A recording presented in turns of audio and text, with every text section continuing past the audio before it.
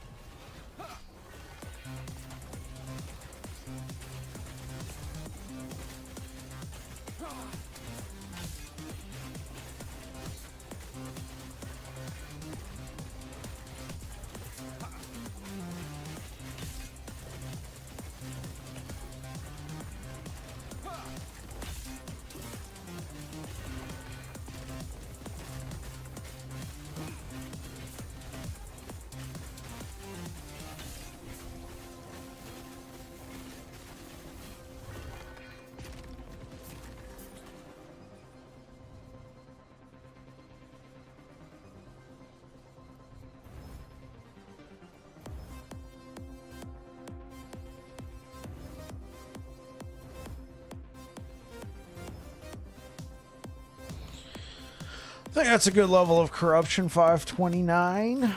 We could push it if we want.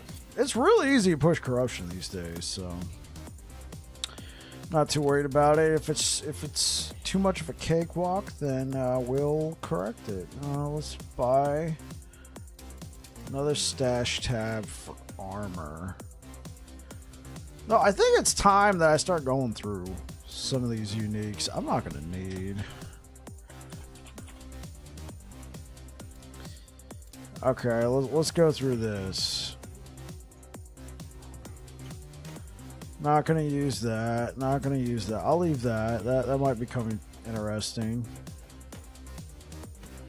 If it's no LP, I already got so much stuff I want to slam. Let's just, yeah, 1 LP urines.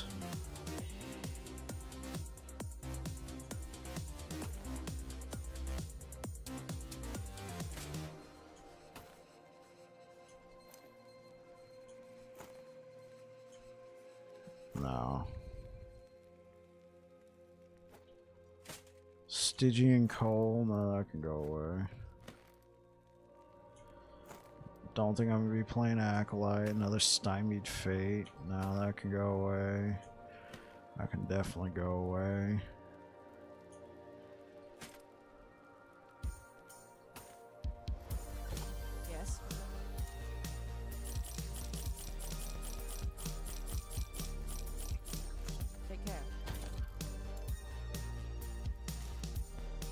Fighting chance 2 LP, say goodbye. Transient rest, say goodbye. Say goodbye.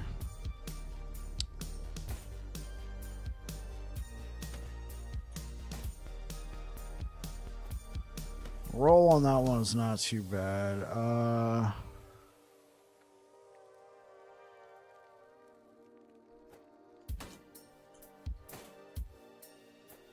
2 LP, sure. Sigion's no. Call, no. That one's not too bad.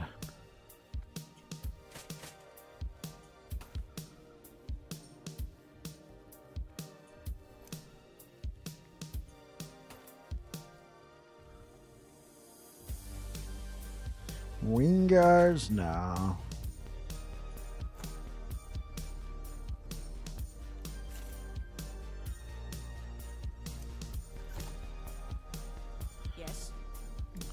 Cleaning out my closet.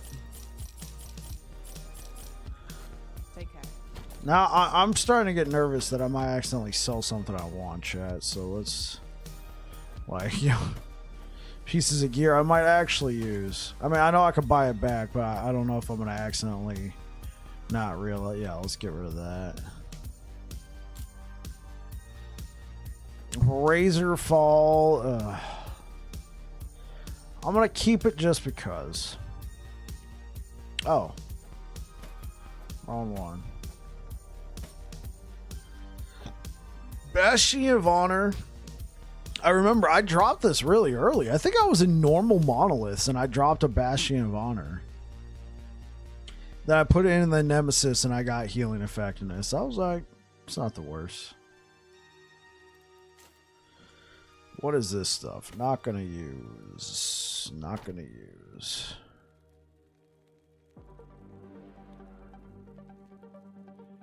Oh, that's cool. I mean, shock stacks up to 10 times, so an extra 10% block chance. Oh, that's actually not too bad. Prismatic that already has health on there.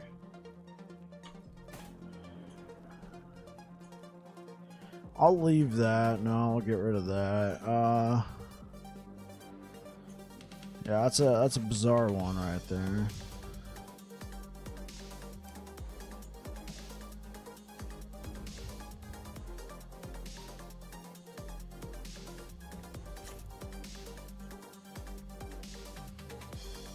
How many last steps do I have? 3 LP Riverbend. Well, let's go. Let's get rid of that. Say goodbye. Life's a journey. No thanks.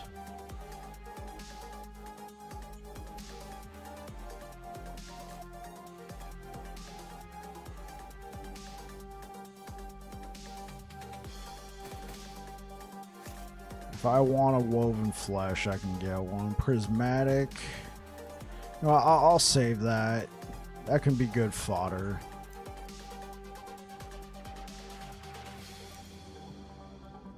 Oh, I'm gonna get rid of that.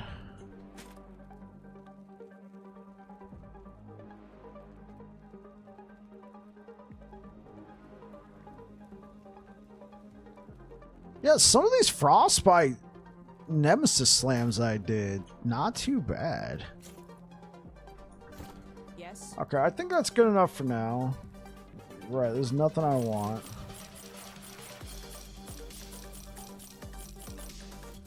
Take care. All right, for the main attraction, let's get some farming in, chat.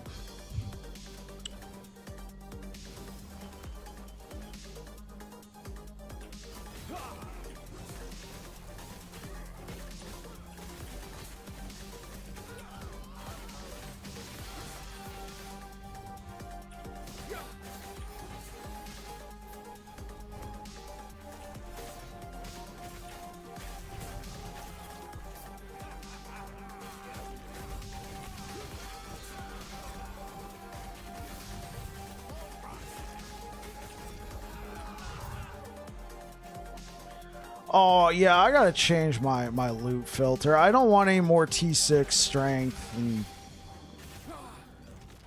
there's a few T6s I'll take, like the class affixes for sure, like Pluses Derive, Void Cleave, Hammer Throw, that sort of thing. Like, I still want to see those, but like some of the more common ones I don't need anymore.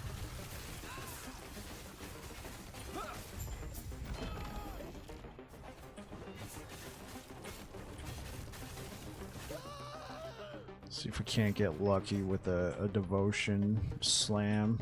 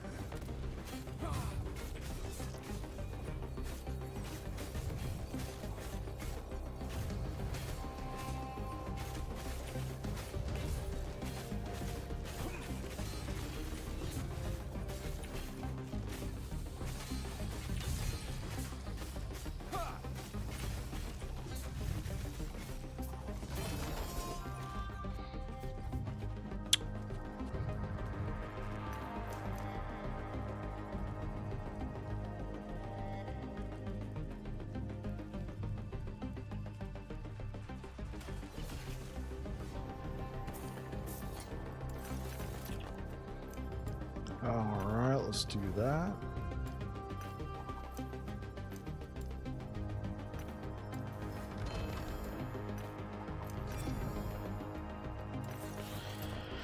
Okay, let's go through these T6 rolls. Okay, let's go through these affixes. I think we're good. No more attributes. Melee critical strike chance.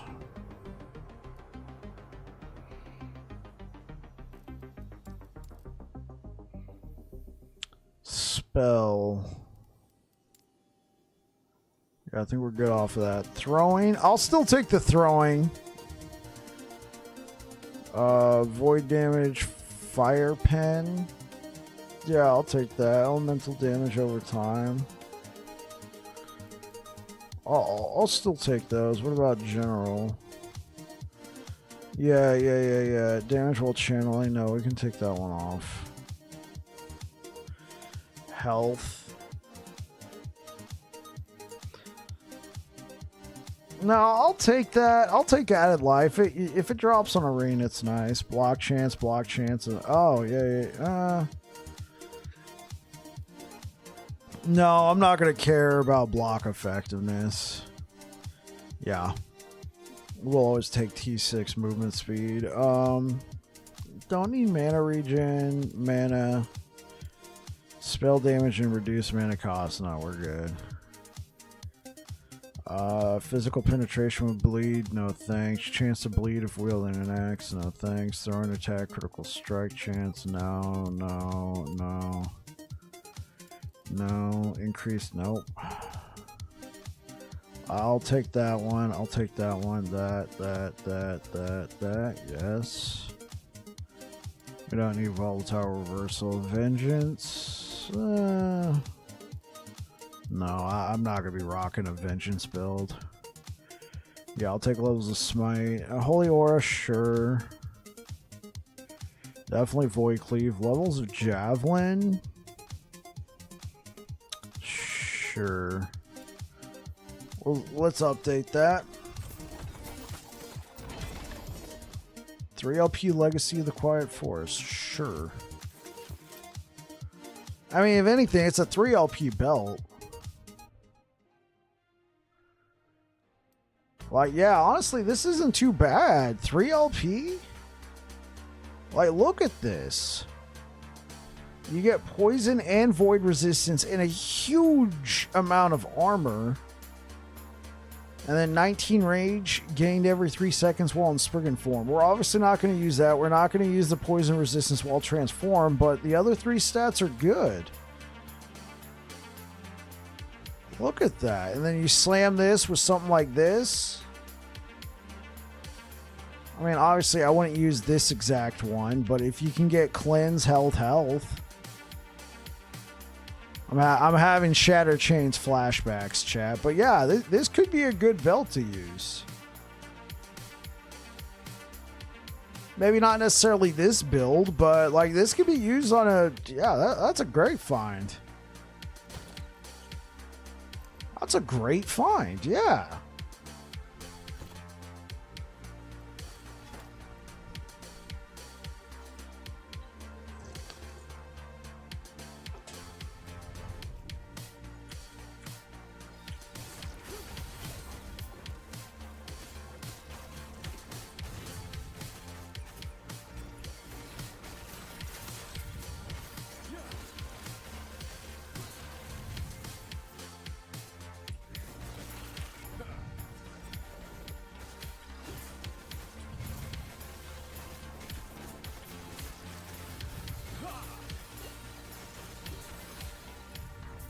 Oh, shoot.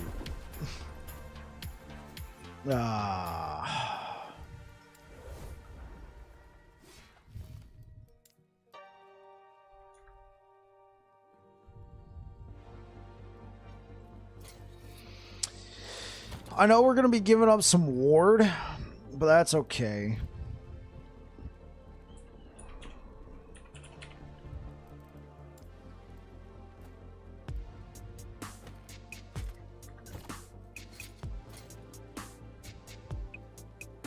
That's a lot of health to be putting down.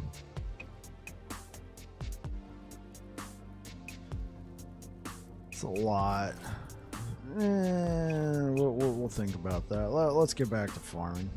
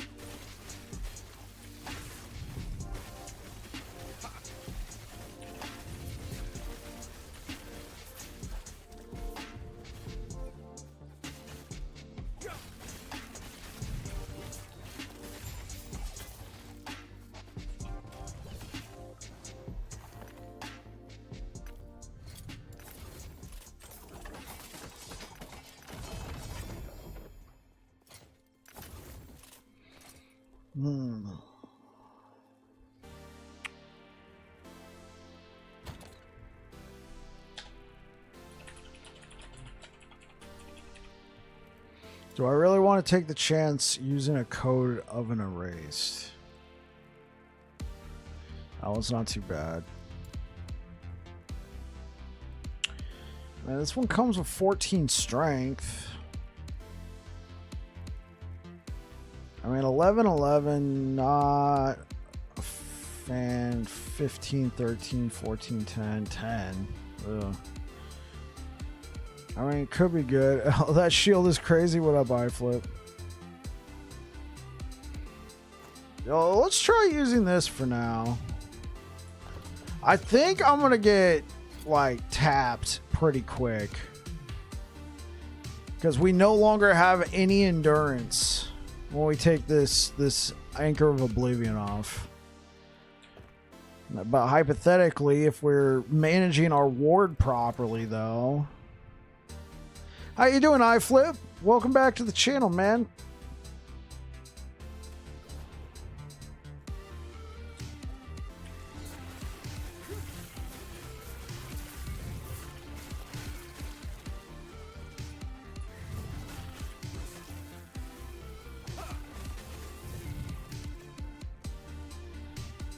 Yeah, if we're managing our ward properly, we can level up this relic.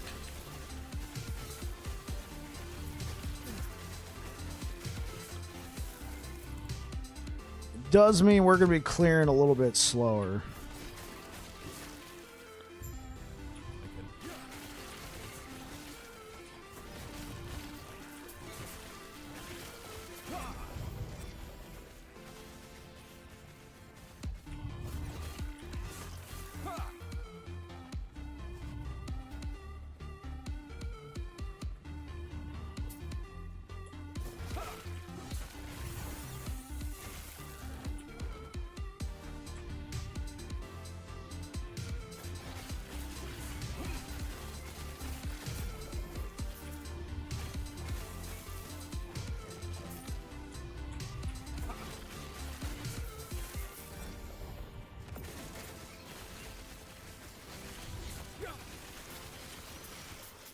Okay, well, we're not really in a position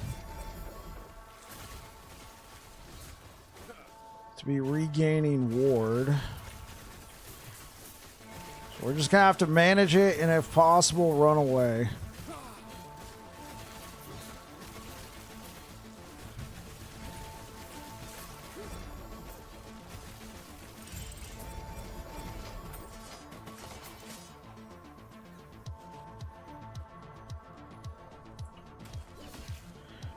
Hanging in there, how are you? I'm doing all right. I had a really irritating day at work.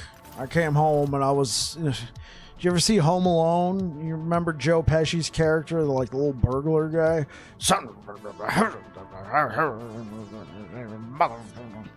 Yeah, that was me. I was like sitting there trying to eat dinner, right? And I'm just like... I like look up. I see my wife taking her dinner and putting it into a Tupperware. And I'm like, what's going on? She's like, I'm going to go to the bedroom. You should go to the office or something and just chill out. Like, yeah, I think you're right.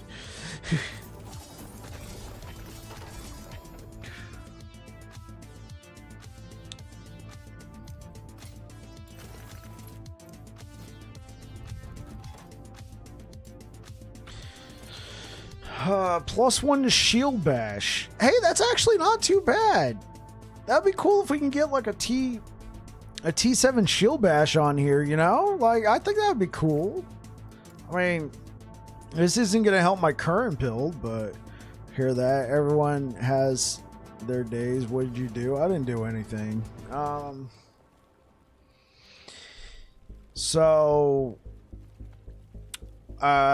I work for the military at a child development center.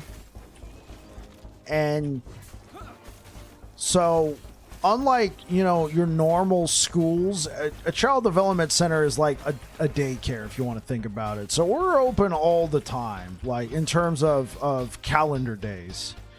We're not open on weekends, and there's no like summer break, right? So we're still open for the summer. Well, we have a sister site that handles older kids. We handle the younger kids. They handle the older kids, like kindergarten and up to high school, through high school. We handle, newborns, all the way up through preschool. Well, during the summer, they're open too, but their kitchen, since they're, for the most part, an after-school program throughout most of the year, their kitchen is not the best for cooking full-on meals because, during the summer, they're open all day. So they're serving lunch and all this other stuff as opposed to an afternoon snack, which is what they normally do.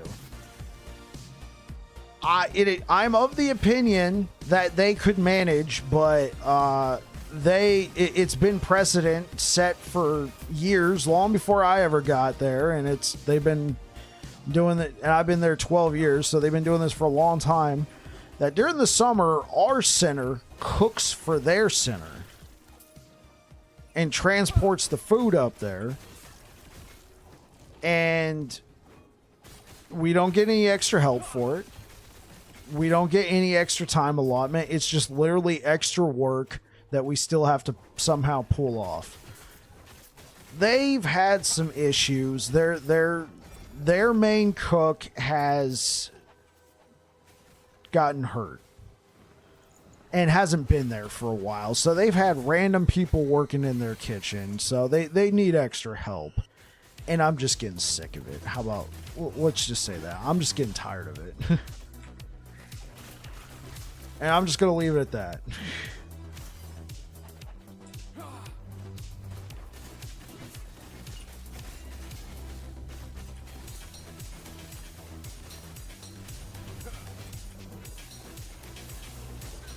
Okay, let's get... Well, I might still be doing damage, but let's try... Yeah, there we go. There's some ward.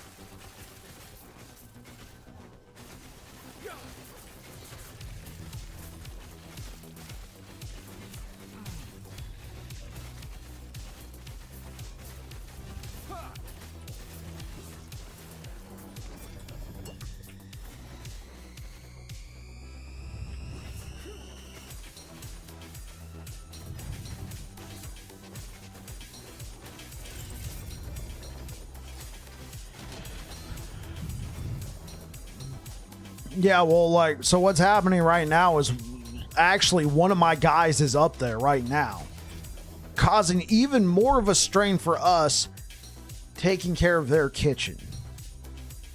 At one point, I was up there a couple weeks ago. Because we're trying to take turns, you know, that way it's not just one guy, and their kitchen is small, and there's other issues that I'm not going to get into. Well, actually, I'll get into it a little bit.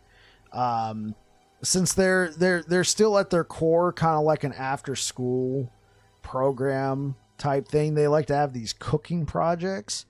And so it's not uncommon for the teachers to go into the kitchen and help themselves to some ingredients and stuff. And so one day while I was up there 3 weeks ago, roughly, like 2 or 3 weeks ago, I pulled out this bread because the next day was toast. Well, I go up there the next day, the bread that I pulled out ready for the morning was gone. So I had to waste 10 minutes of my time that morning trying to figure out where it was. Somebody thought it was for a cooking project and took it. And that irks the shit out of me, all right? Because at my kitchen, we don't do cooking projects. The kids are too young.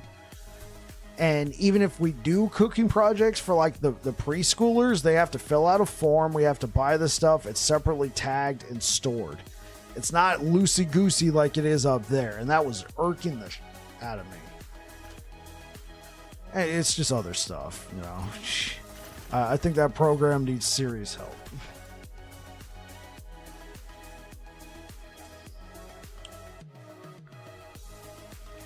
But enough about work.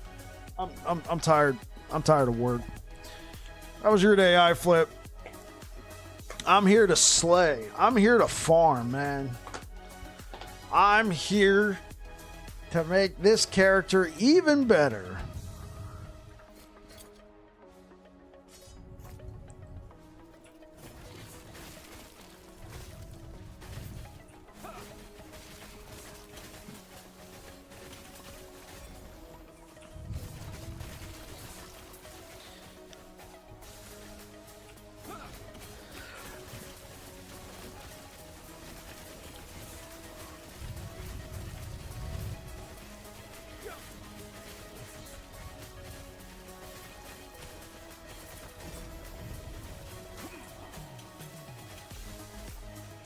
It's okay, just re-leveled another shaman, stream for 0 viewers for a few hours. Oh, you stream? iFlip?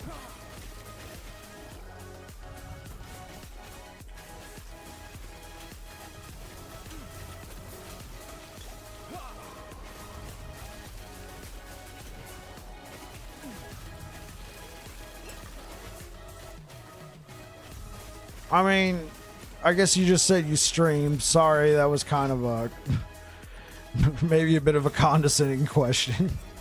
You stream? All right, hold up.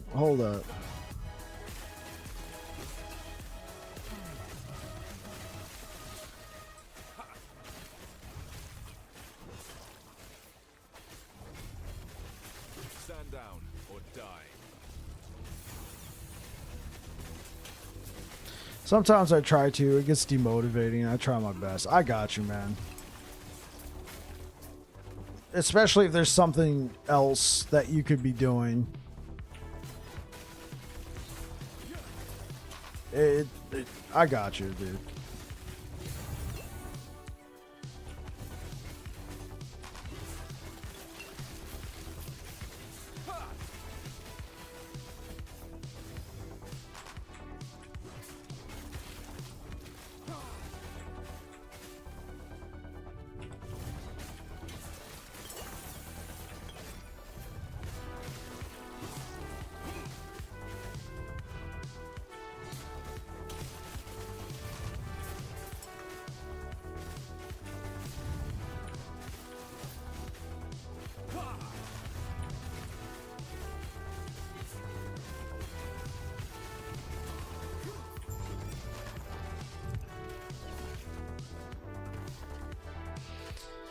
I mean, what happened to me is for months I was streaming to nobody. You know what I'm saying?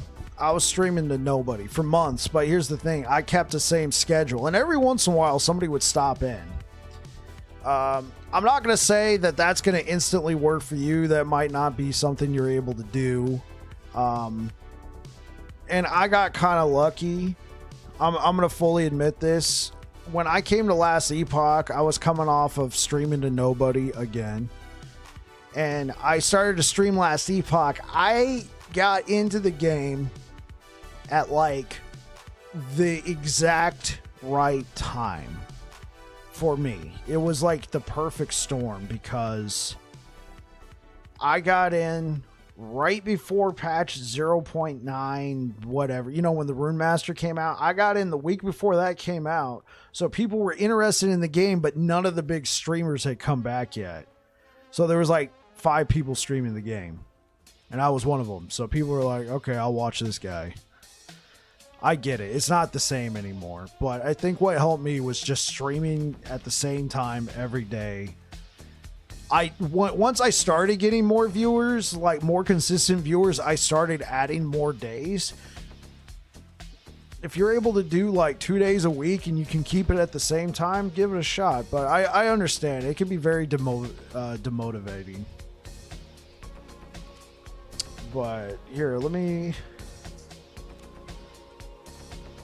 Oh, you probably didn't even hear anything I just said. Let me drop you a follow. We got ads.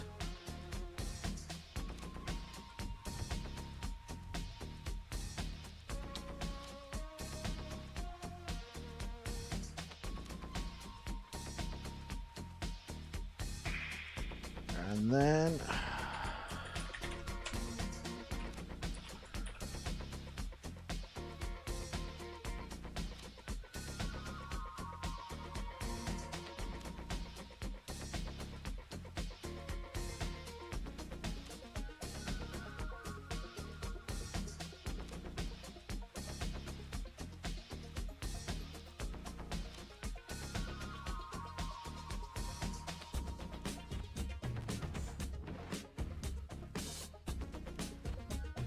yeah, schedule would help a ton, and don't worry about it. I heard you. Oh, yeah, I wasn't sure because I like pulled up my... Normally I have my Twitch dashboard minimized, so I pulled it up. I'm like, oh, ads are playing.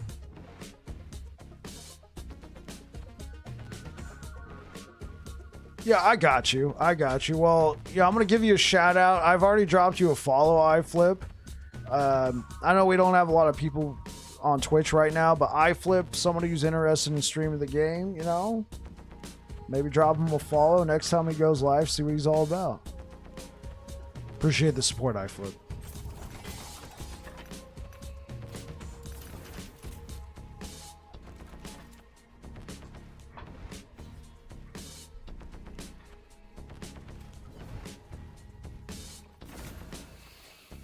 Lightning resist, really? We got a tier 2 lightning resistance out of this? Joy.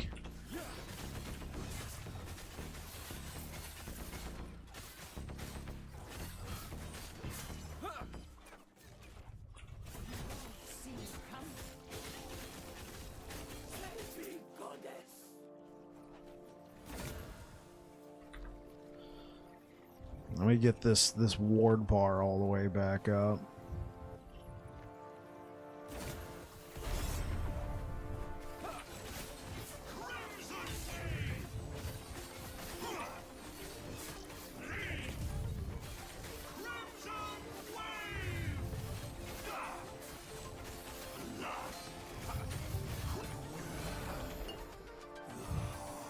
Appreciate it, man. I mostly play hardcore. Zevlor, thank you for the follow. I mostly play hardcore, and I've been ripping every character to pinnacle.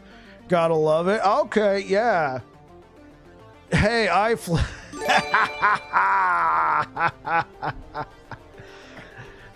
welcome to... Dude, iFlip. I want you to understand what has just happened right now.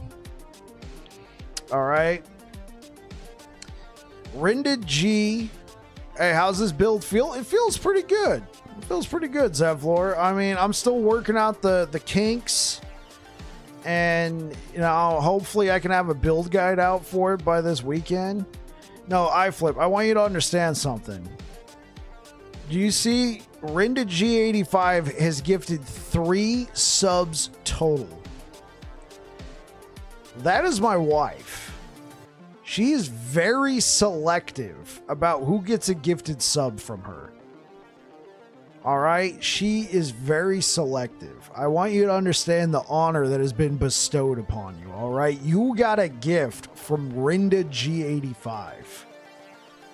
That holds some weight. Not saying that all the other gifted subs that have gone out don't mean nothing. I'm not trying to downplay gifted subs, but my wife is very, you know, she has an eye for this kind of things.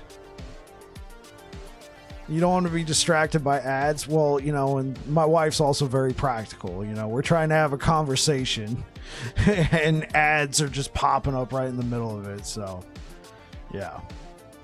Thank you for the gifted sub, Rinda. Yeah, Zevlor, I think the build's pretty good. I think it's good. I'm going to spend some more time with it. And, whew.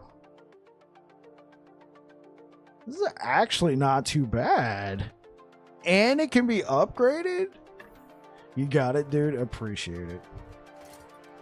And honey, love of my life, I do have my water. Thank you. That was probably going to be the next thing. Make sure you're drinking water. I got a bad habit of not drinking water. And then, you know, halfway through a stream, my throat's getting shot. I'm like, my wife's like, did you drink your water? Yeah. That's what's going to happen.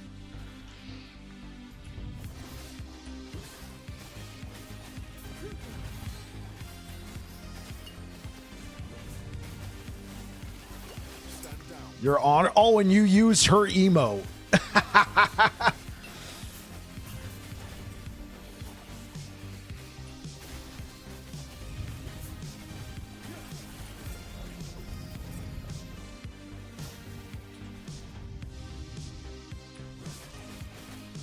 I mean, technically the dancing dino's her emo, but you know, she loves pandas, so I put a panda emote in the Twitch chat. Now, if I could make it a dancing panda, that would probably be all she ever uses.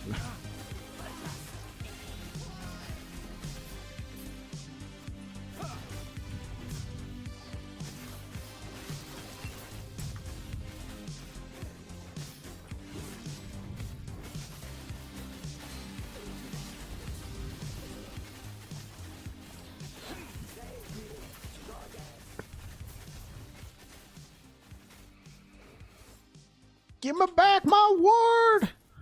Can't catch me. Maybe you can. Holy. Ward?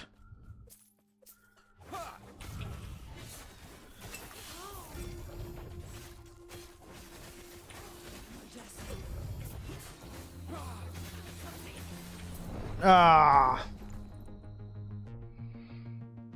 Yeah, dude, that gold spray does so much freaking damage from the gold elementals. And let me guess, I probably have... What kind of modifiers do I have right now? Yep.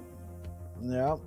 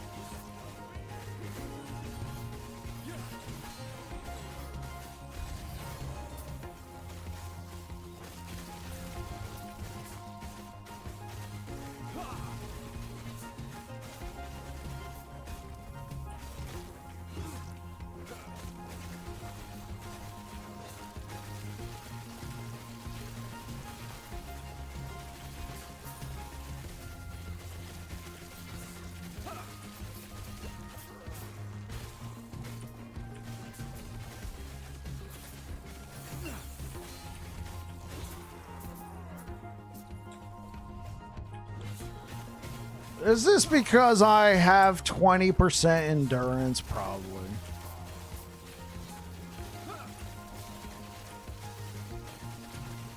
I gotta see if this relic actually ever got anything good on it, because I don't want to be getting pwned out here.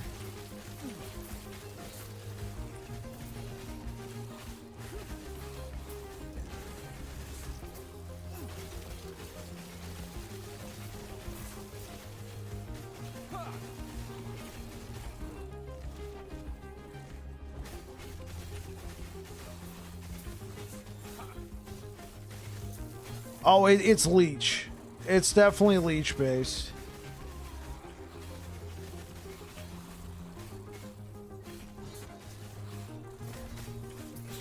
Right now, though, I'm leveling up one of those Weaver's Will relics. So I took off my trusty Anchor of Oblivion. So I have 20% endurance because I'm trying to level up this relic.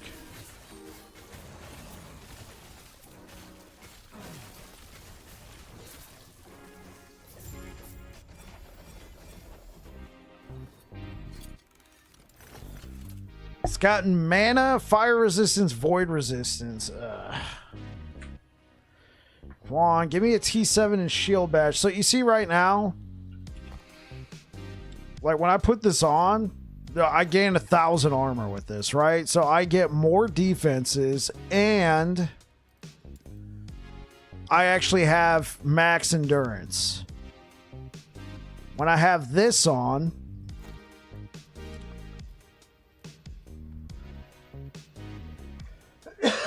my endurance drops back down to base. So that's why, like, I'm liable to get one shot if I don't have ward up.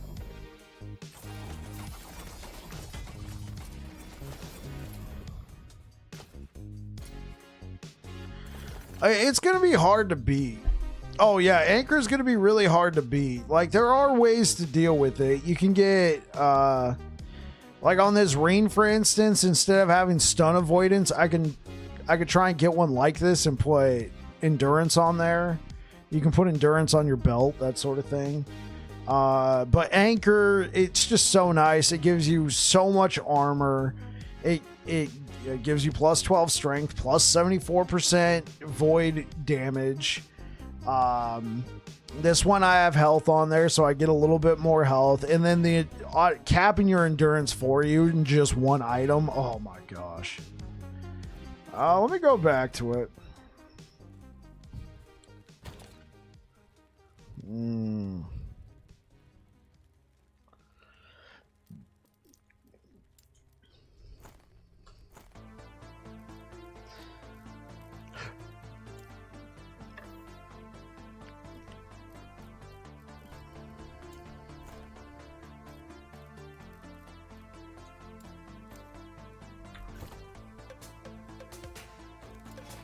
Because I straight up got one shot by a creature, you know.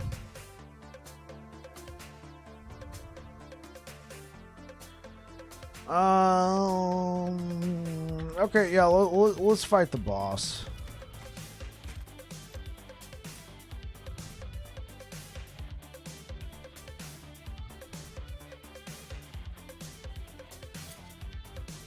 Oh, it's got health already. Oh, okay. Wait, so you're saying we can seal an extra potion on here?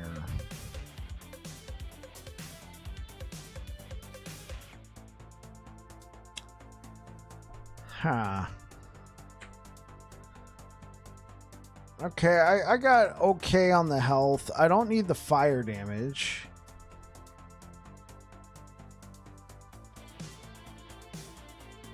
Because I can seal the extra... Oh, we got a lot of...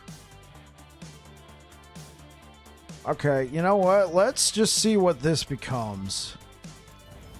Poison damage. I don't need poison damage. Well, that's okay.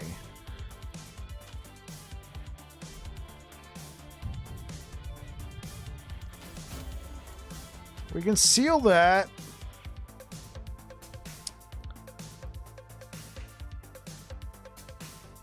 Then just add 1 level of this.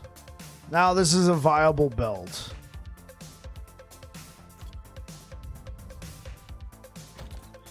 Not for this build, but it's a viable belt.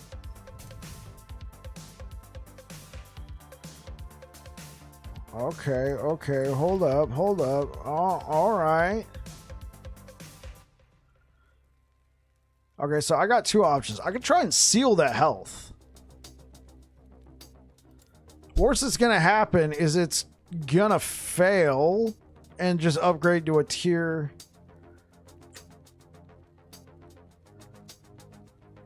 YOLO seal. YOLO seal. Okay, that was the worst that was gonna happen. It upgrade. Okay, I did burn a lot of. 23 forging potential. Ouch.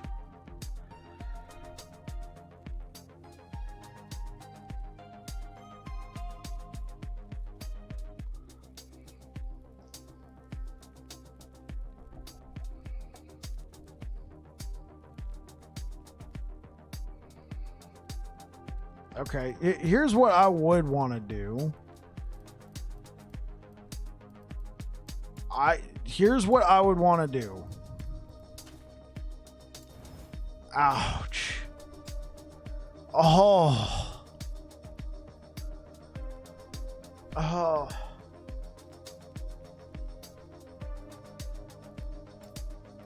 I mean, at this point, I say YOLO chaos. Not bad. Not bad at all. Now, I need my current belt because I need the mana regen, but okay.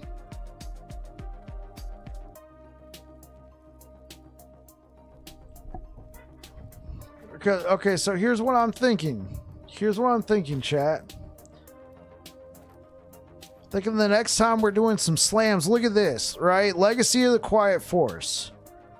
It doesn't look like a super... It's like, oh, that's a druid belt. But here's the thing. All right? Look at the first 3 stats that you get on it. You get a ton of armor. Hey, what up, Air Dragon? You get a ton of armor, you get void resistance, and you get poison resistance. And I found this at LP3. I'm thinking we try and slam this into this. Like I said, I don't think it'd be the perfect belt for me on this build. But if we could get health, cleanse, I mean... I guess the void damage is always a possibility to go on there, but health, cleanse.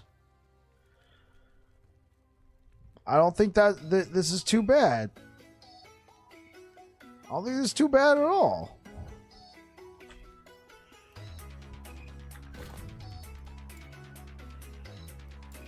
And you know what? Let's add...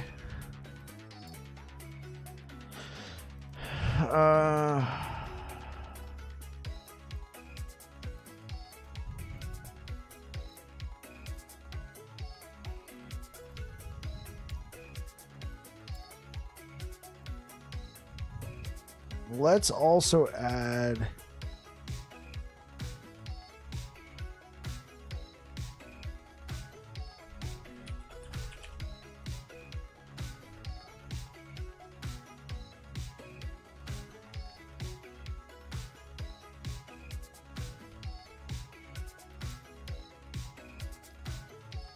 let's also add this affix.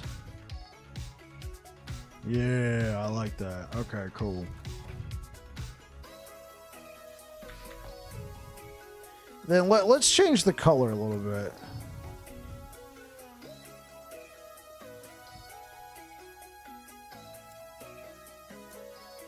Yeah, I like that color more because it sticks out to me. Oh, right. We were going to go fight the boss.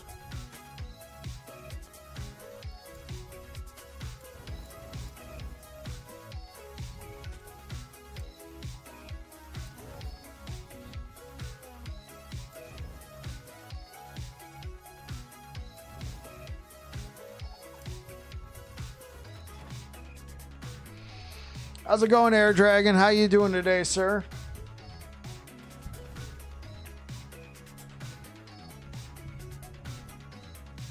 This is a mercy.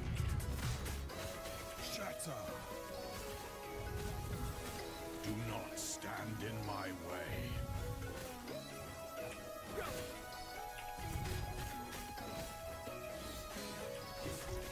This is a mercy.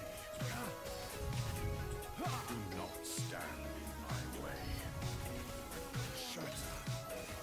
Behold the rage of winter. Shatter. This is a mercy. Do not stand in my way.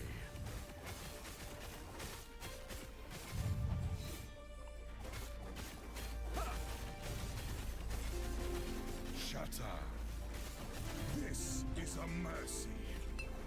Do not stand in my way.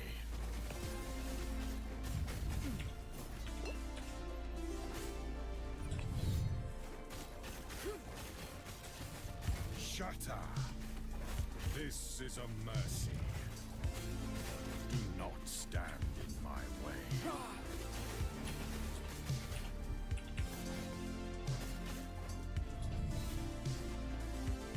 Shatter.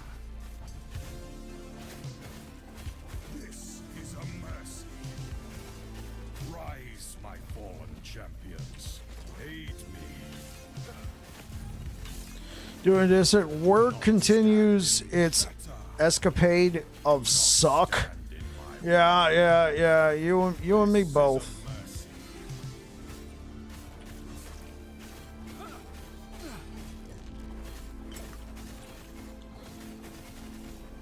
Shatter. Do not stand in my way.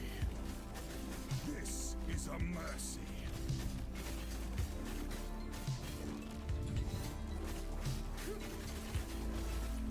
Come, sons of Arthur, aid me. It's supposed to be escapade, not escape.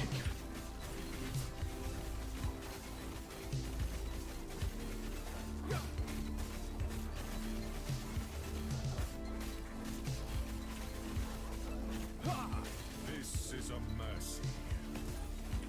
Shatter. Do not stand in my way.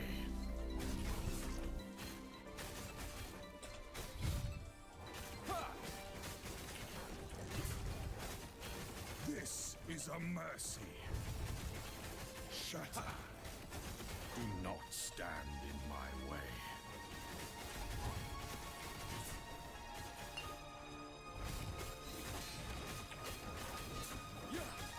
This is a... I did what I must to protect my people.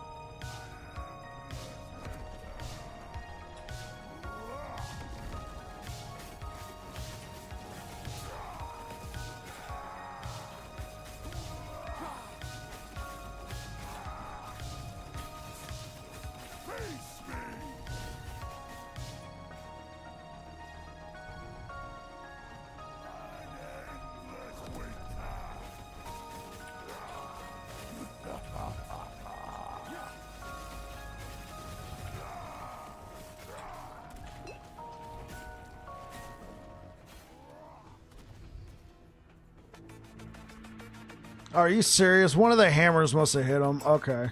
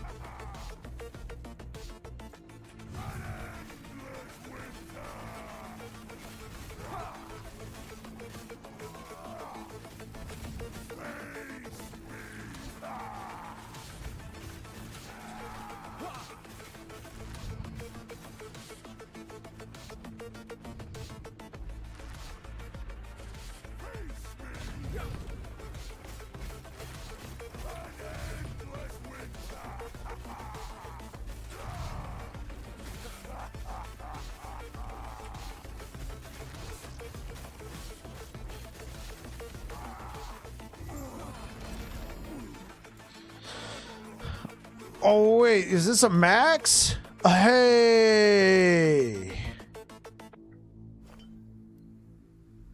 This is what I wanted. I got a max blessing.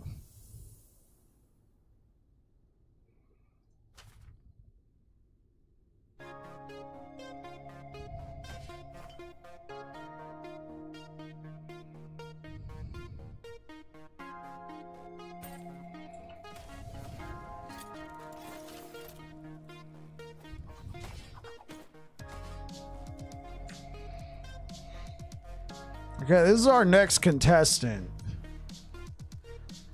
Yeah, dude, if we can get like some LP on this, yeah. Yeah.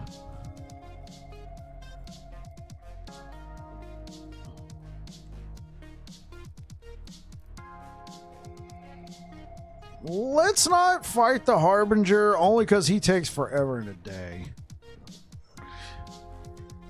At least this one does.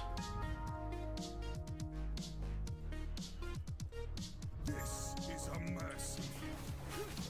Shatter. Do not stand in my way.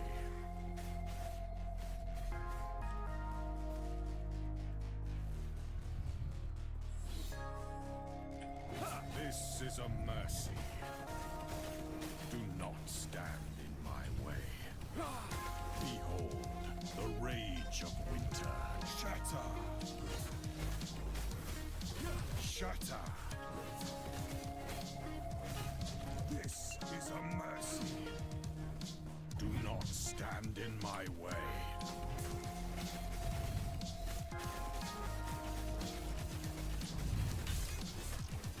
Shatter! This is a mercy. Do not stand in my way.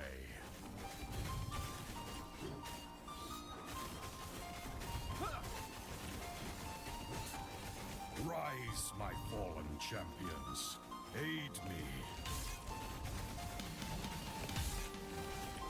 This is a mercy. Shatter. Do not stand in my way.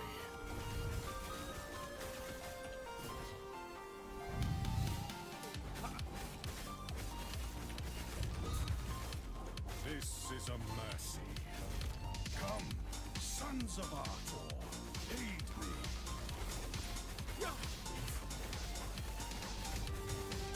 Hey, what up, Bob? Bob over on YouTube.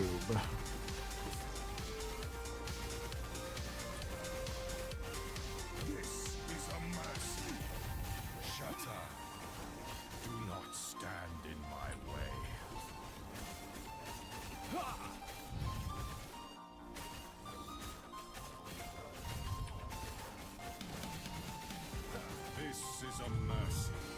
Found out something new about LE. What'd you find out, Bob? Do not stand in my way. I did what I must to protect my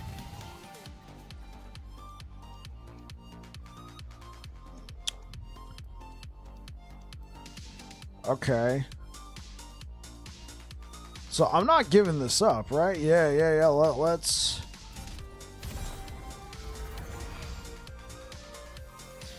I didn't know that you can use all the drops on Cough, even if you pick them up while playing as Merchant.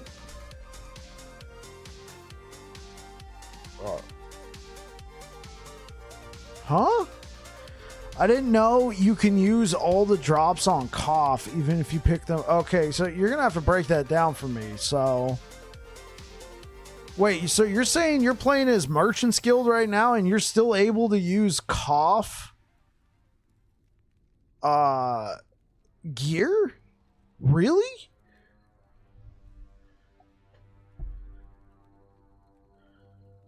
I just made a new character and chose Circle of Fortune. Okay.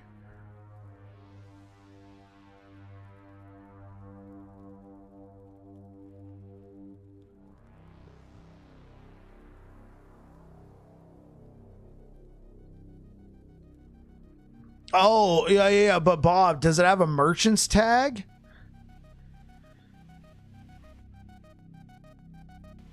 Like, you'll see in the corner whether or not it has a tag. If it has a tag, I don't think you can use it. At least I don't think so. Yeah, iFlip over on Twitch is saying the same thing. If it's tagged, you can, unless they messed up something in the patch. That is a possibility. It's probably just natural gear.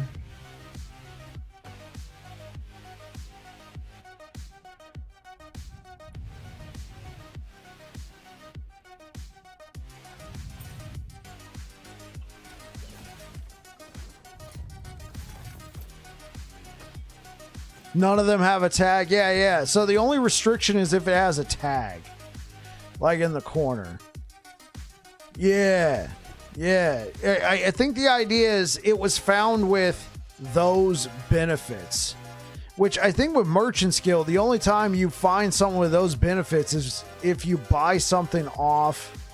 Yeah. Oh, you didn't know that. Oh, okay.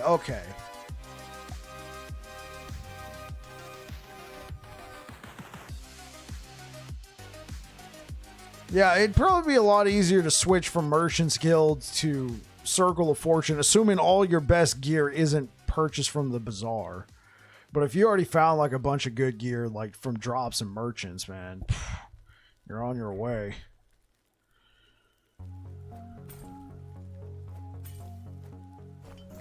Okay, well, I already got the 2 blessings I wanted the most, right? I mean, technically, I don't really like this timeline. I think I'm just gonna skip it. Let's go back to Fall of the Empire. We need a better anchor. You're gonna test it later? Yeah. And let me know about what you find out, Bob.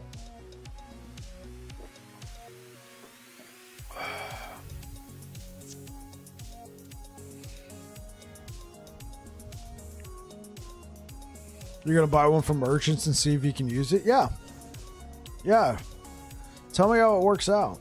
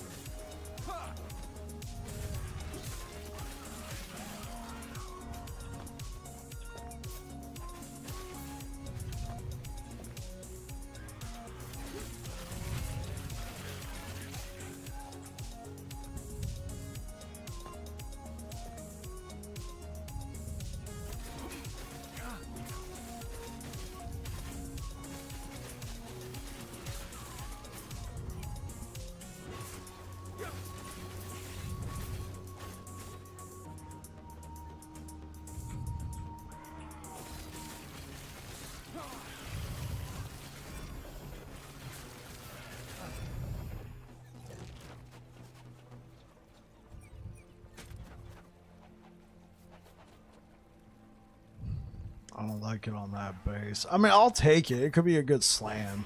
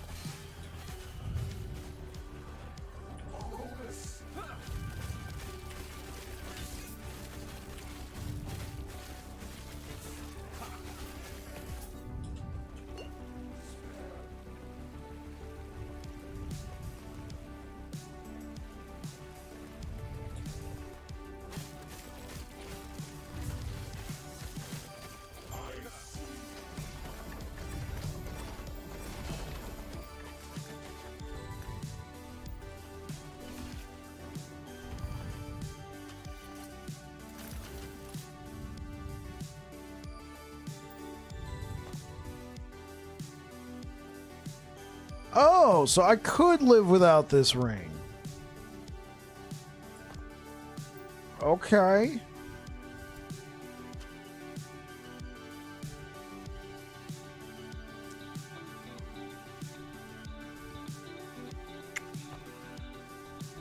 Okay. Now that I know I don't need this ring, there's probably some better ones I can be using.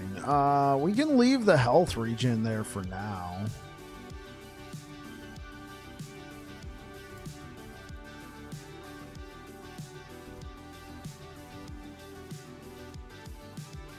Like we can throw that on and then we can seal it. Now we got two choices. We can do void damage or damage over time. I mean, we're all void build. Or we can do mana regeneration. What do I have on this one? I had void damage. Okay, that's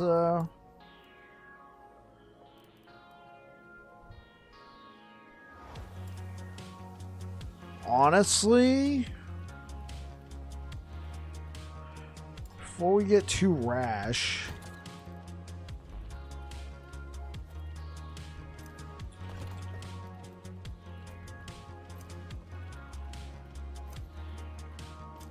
okay, all right.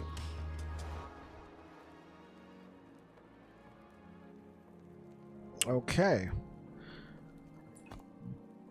So I could throw mana regeneration on this ring, make up for the belt, and then try max out health, and then we got whatever.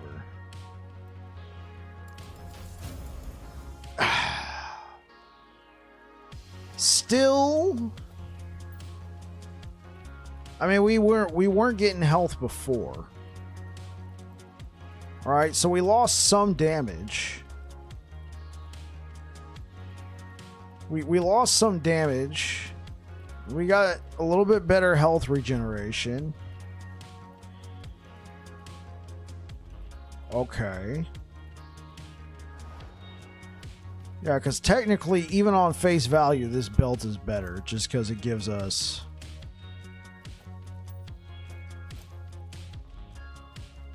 Right. Or we can just double up.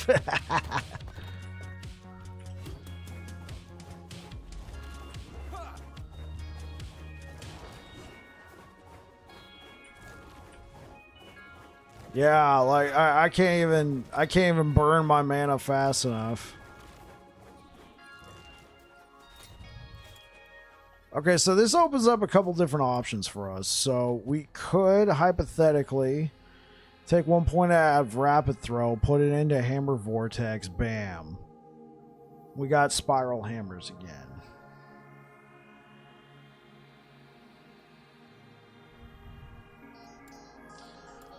Let's give that a shot.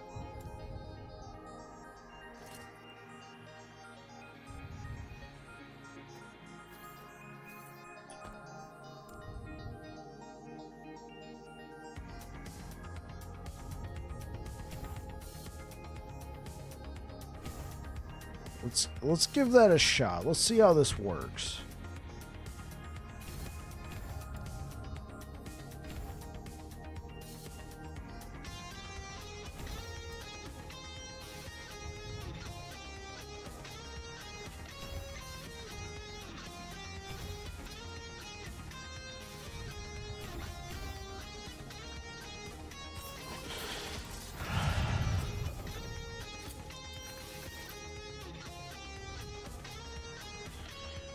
Dreadswitch, how's it going? How's Void Knight? Seems like you need a lot of uniques.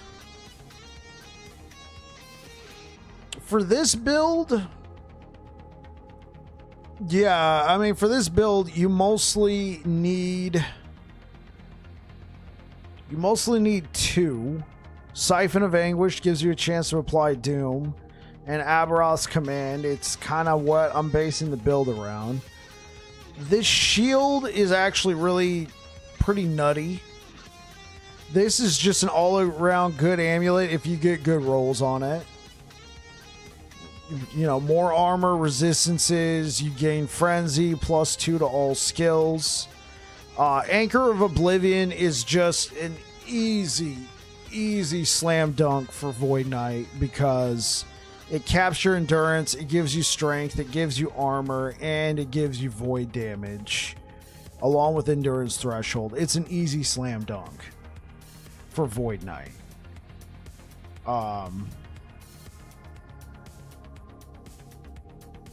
Right. Yeah. Like, you can use any kind of shield here. I mean, this shield's just cool because I was able to slam a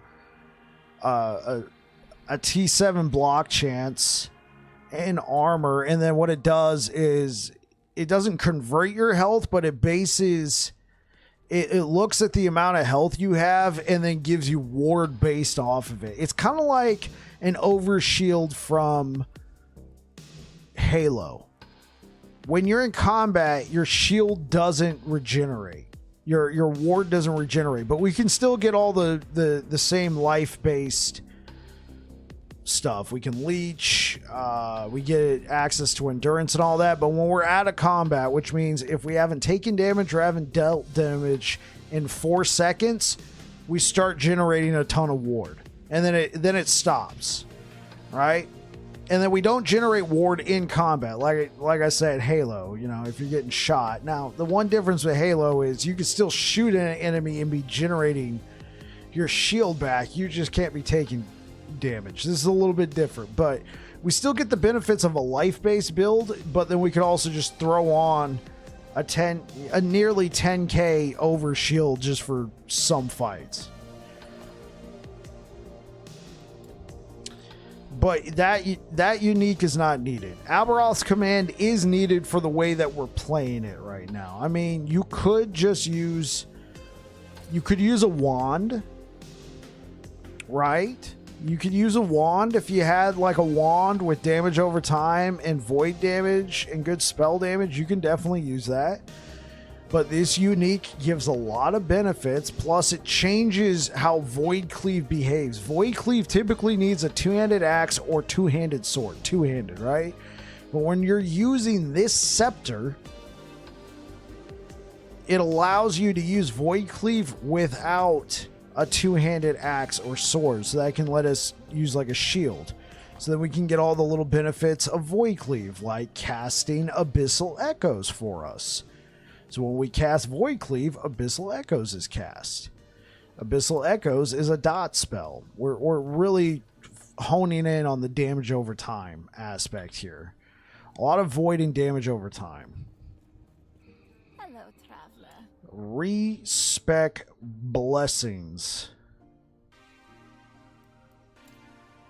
Confirm. Okay, yeah, so we lose 1,200 armor when we take that off. I'm fine with that because that gives us a 67% block chance, and we have 2,000 block effectiveness. So if we block a hit, we have a 67% chance to do that. We reduce. So Armor Shred doesn't affect void type damage. Armor Shred helps, right? Because armor No, armor shred helps. So armor mostly protects against physical, but it still helps protect against other sources of damage like fire, lightning, anything that's not physical, right? So what works for us also works for the enemies. And this is on hits. So if we were purely dot based, then you would be correct. If we were purely dot, then yeah, we don't need armor shred. But since we're actually getting some hits in with the hammers, see, the hammers apply a dot, but they still do damage on hit. And then the smite still does damage on hit. So shredding some of that armor will help. Yes, the armor's not as effective against void damage, but it still helps protect a little bit. So if we can shred some of that armor off, we can do more damage.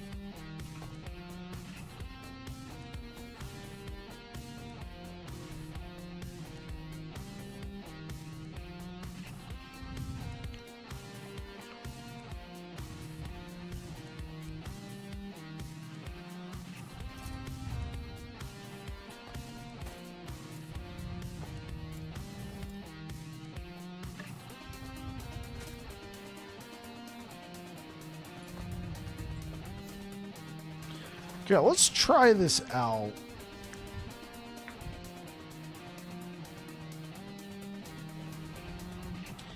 I want to see if we got enough mana to sustain this now.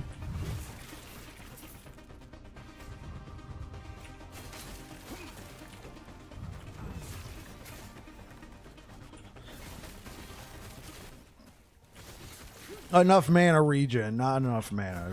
Enough mana regen.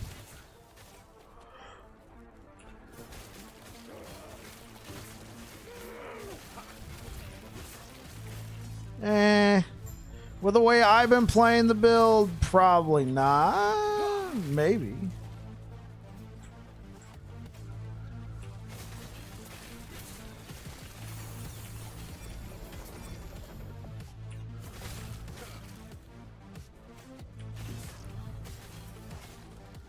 I still feel like we're really close to towing the line here.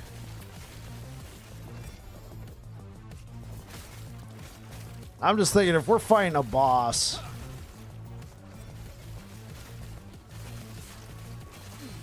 and I don't want to actually stack mana per se.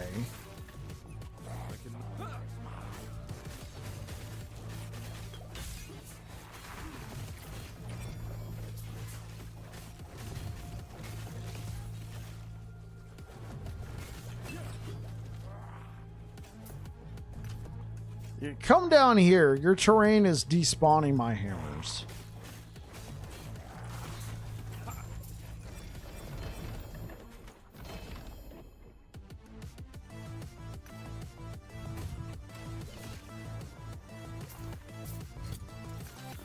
+4 to shield rush. Now, it does give 121% increased melee damage. I'm just going to do that. Yeah, I'm not a fan. I'm going to keep it the way we had it.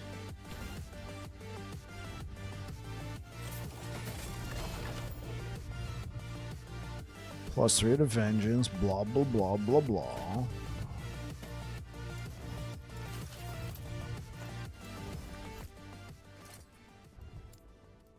Okay, so with that being said, we could equip this.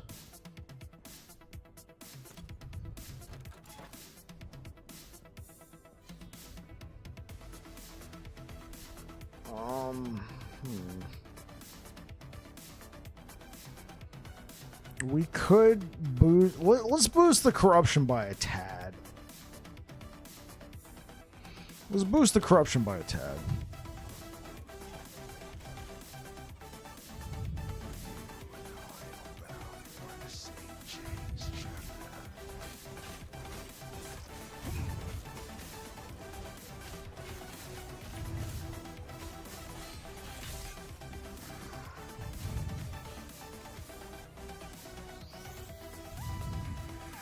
Give me my ward.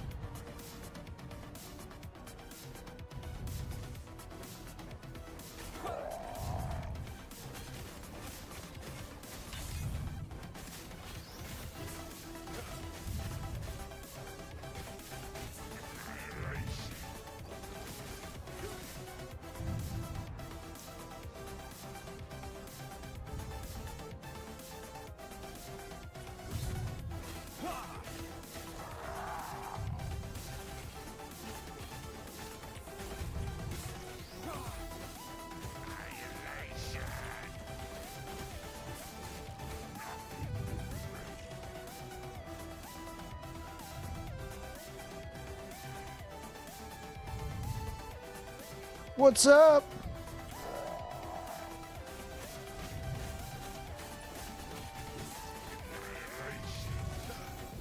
Chains return, but what's of yours?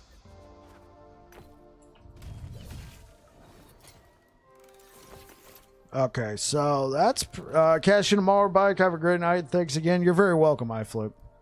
Yeah, I don't want to be farming at 182, so let's not 100, 682.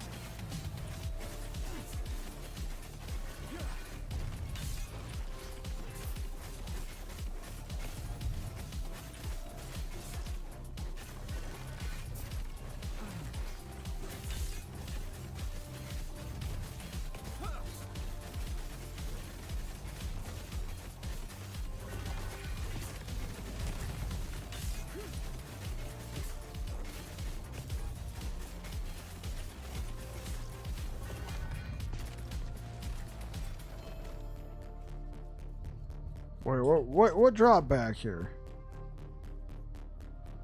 A dagger. Yell cores. Oh boy.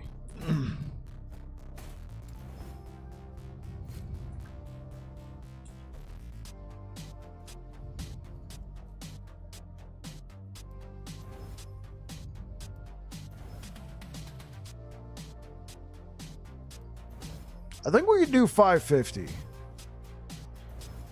There we go.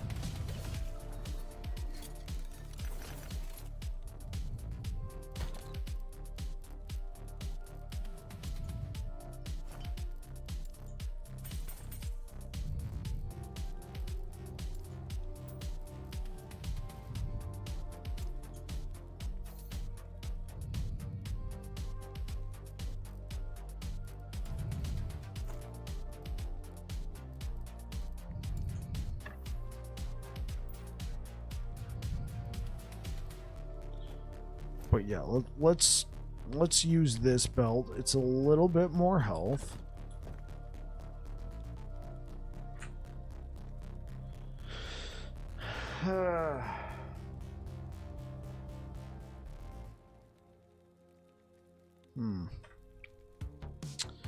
Let's see if I got a better belt. Let's see.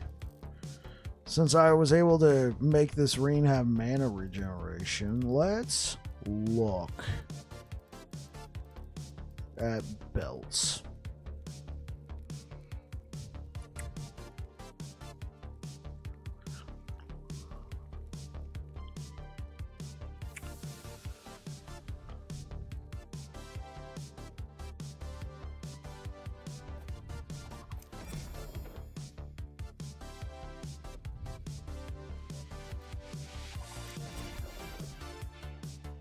Okay, well, okay. So this one has throwing damage. Yeah, but I'd want the health.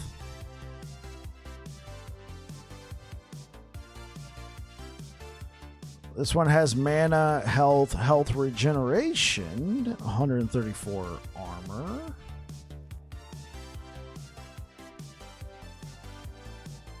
This is what I was using before. It's pretty solid.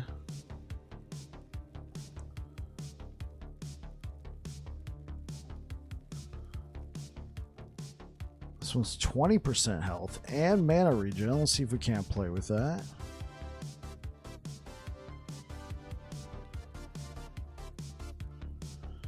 Here we go. Oh, yeah, this one. Oh, baby.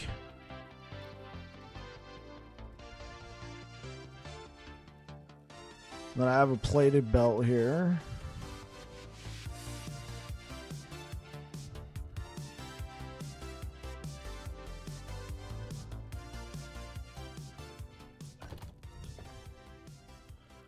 Oh. Hey. Oh, yeah, this belt just checks every box that I need right now, man. Mana regen, hybrid health, void damage, and cleanse.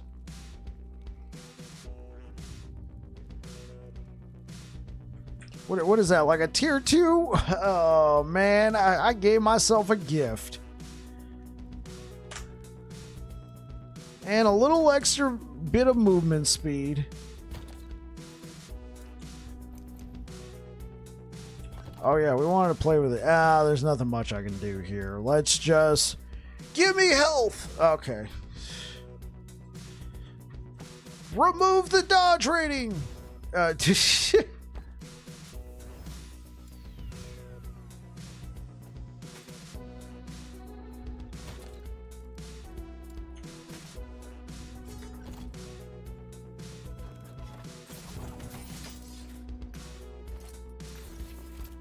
Helps make up for the weaknesses in the... let me see. Do I have a better pair of Citadel... I do need Citadel boots, unfortunately.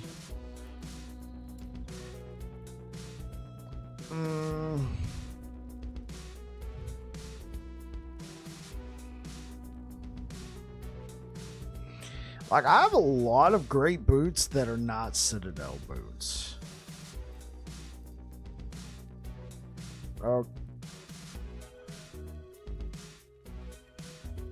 Okay.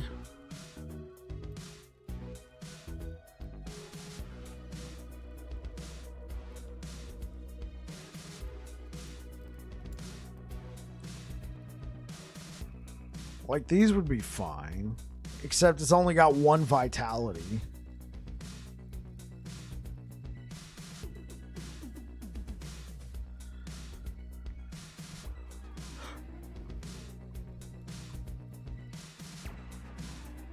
I was like, these looks okay.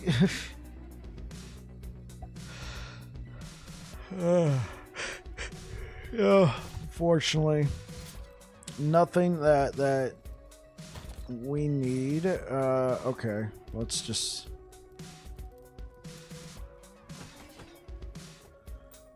let's just throw that in there. Okay, let's get back to farming.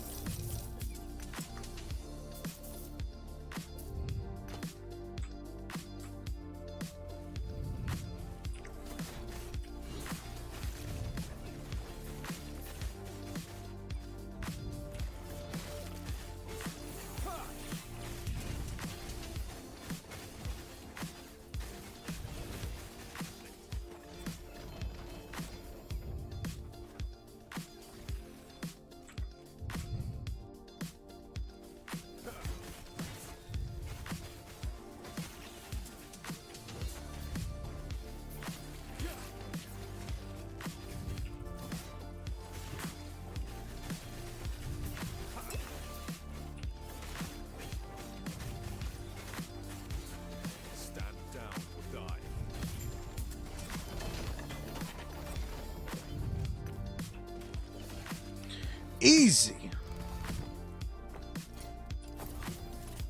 Alright, yeah, we're gonna take that. I don't like the hammer vortex. It's just too much mana.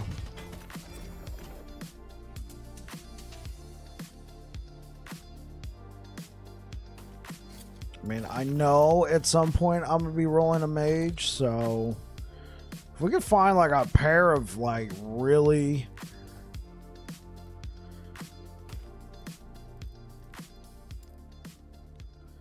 Like what's a pair of like, I don't want to say cheap, but like easy to get.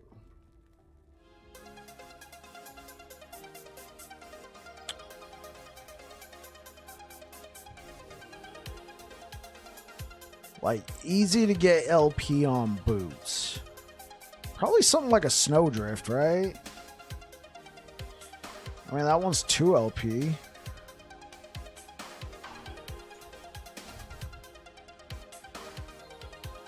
Oh, unfortunately, yeah, there we go. That's the drawback. It doesn't come with increased move speed on it. I mean, I do have that.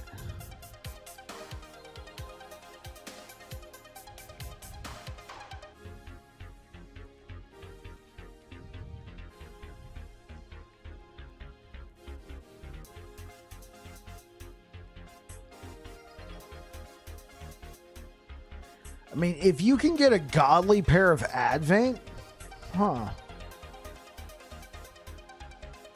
Because there's other ways to gain haste. Like, that could be cool.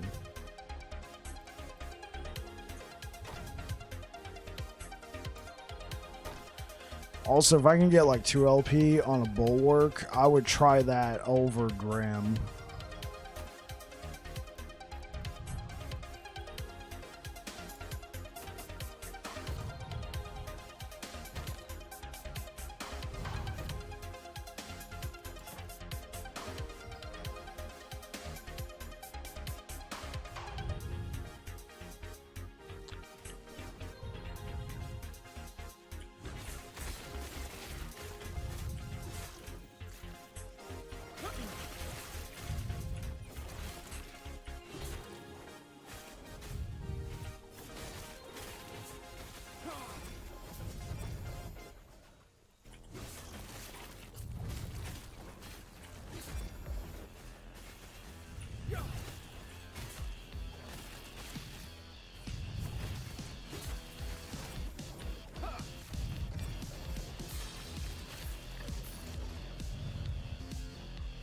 Get back some ward.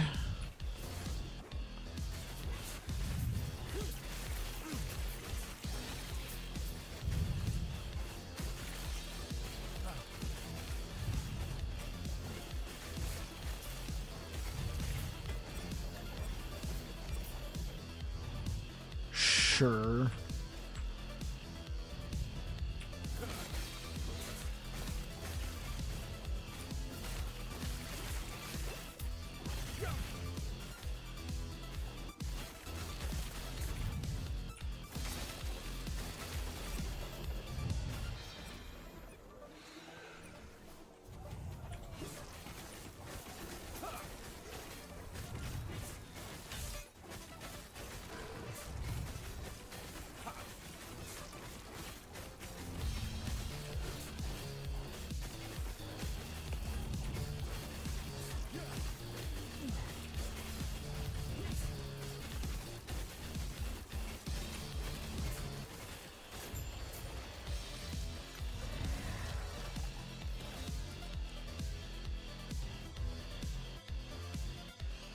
Sure.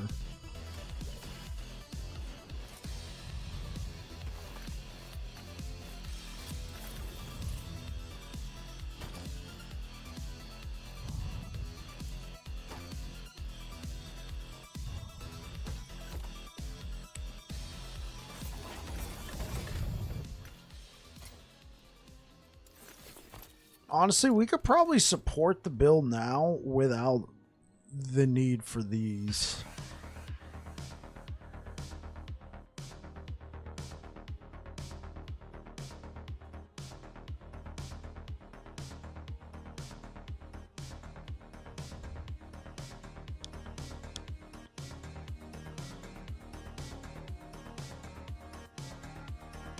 Okay.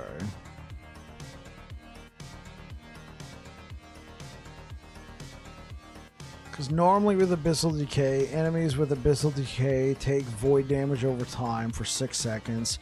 If they take a hit, all the damage from Abyssal Decay is dealt to them immediately, so there's more burst. There's more burst there. But we give that up to lower their physical resistance and then deal 24% increased damage over time while they have it on there. Because we could put all these points into Abyssal Decay and make Abyssal Decay last way longer. You know what? Let's give it a shot. And I think there's a lot of health in this chest plate, but I do have another chest plate. Okay, +4 to Abyssal Echoes, nothing to sneeze at, but there's no health there. What about here? Oh, that's like 500 health. Well, no, more like 400, but okay.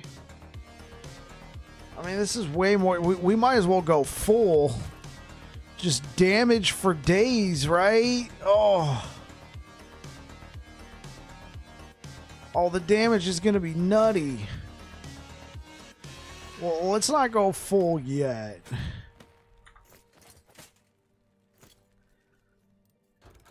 Let's wait until I have everything I need set up in Abyssal Echoes.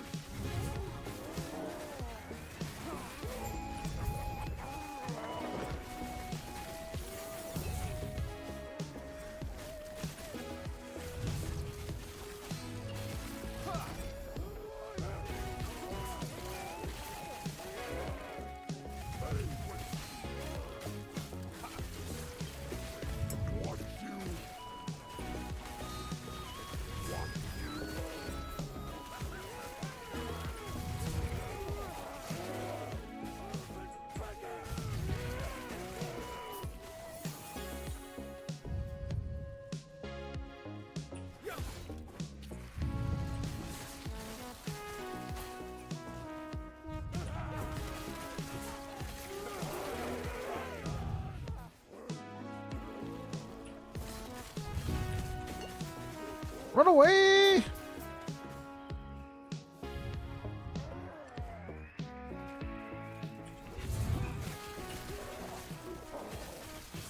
Stand down or die.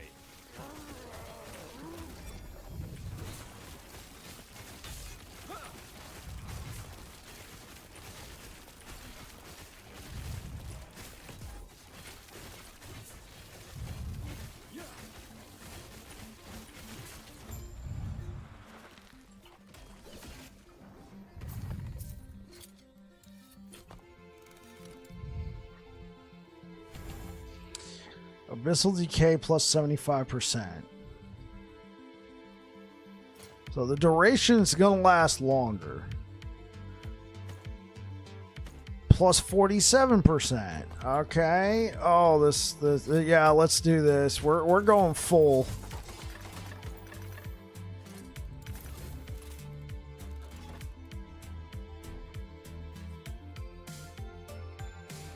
Oh, man, that sucks, losing that much health.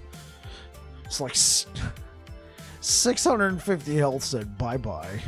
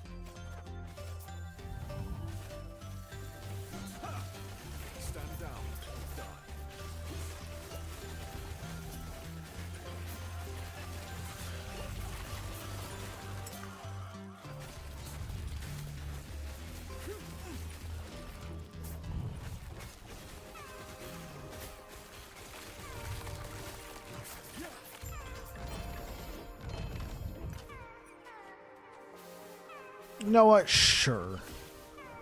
Let's use good old Valdir's.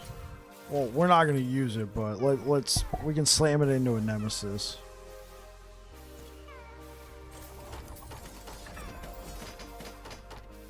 Sure, another T6 block chance.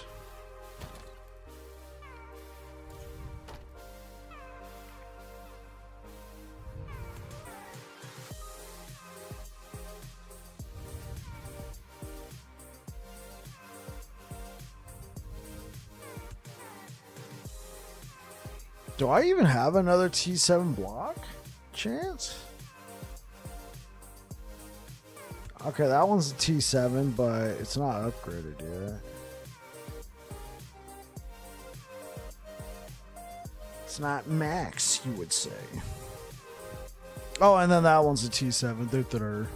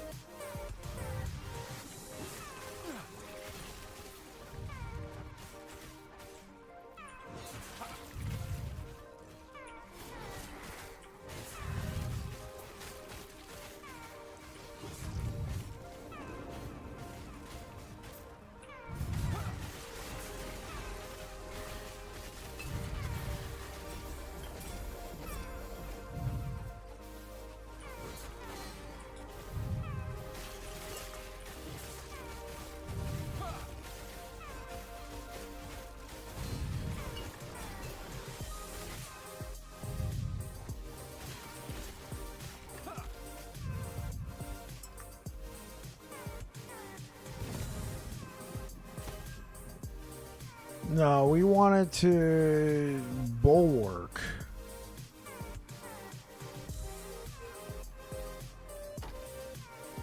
Wanted a bulwark.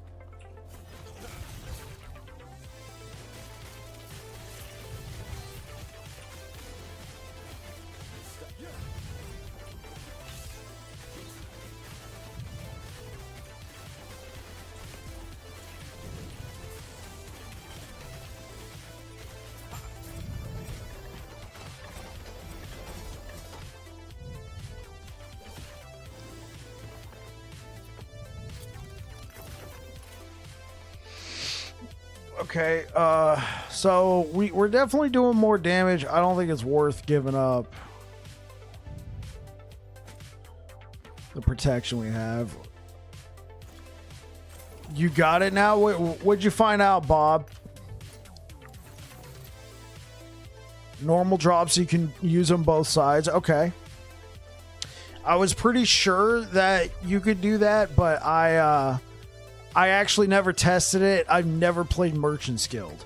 I assumed that's how it worked. I assumed it would only come into play if it had a tag on it.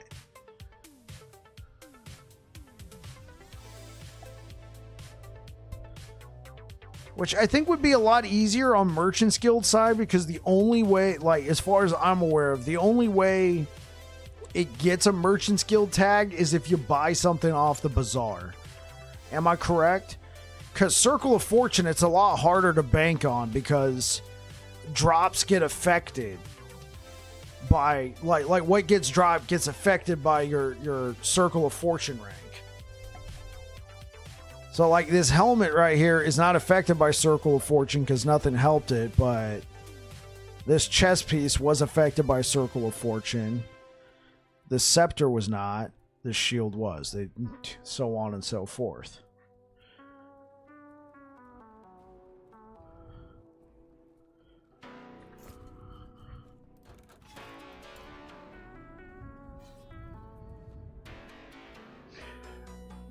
Okay.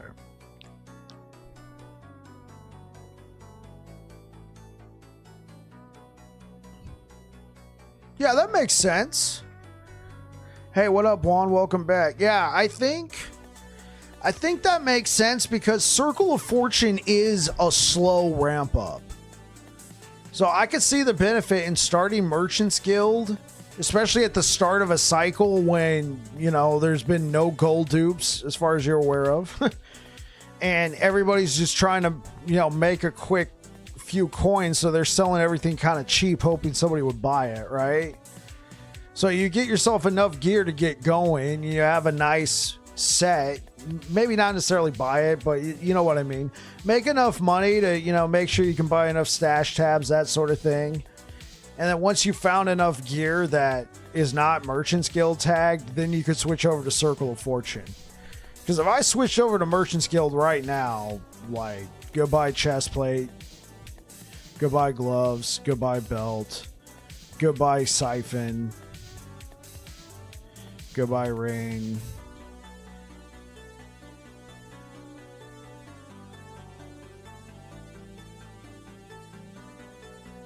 Effectively, half of my build would be bye-bye.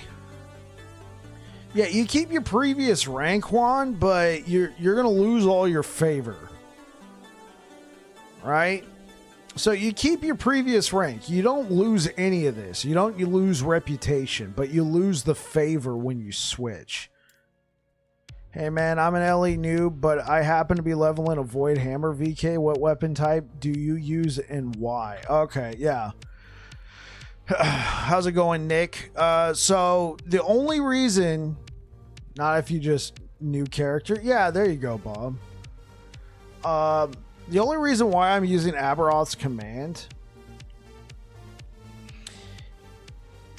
Oh damn, not worth it losing the favor. Well, if you spend all the favor, you're good. I don't know if you lose current prophecies. That's all that's something I'm not aware of.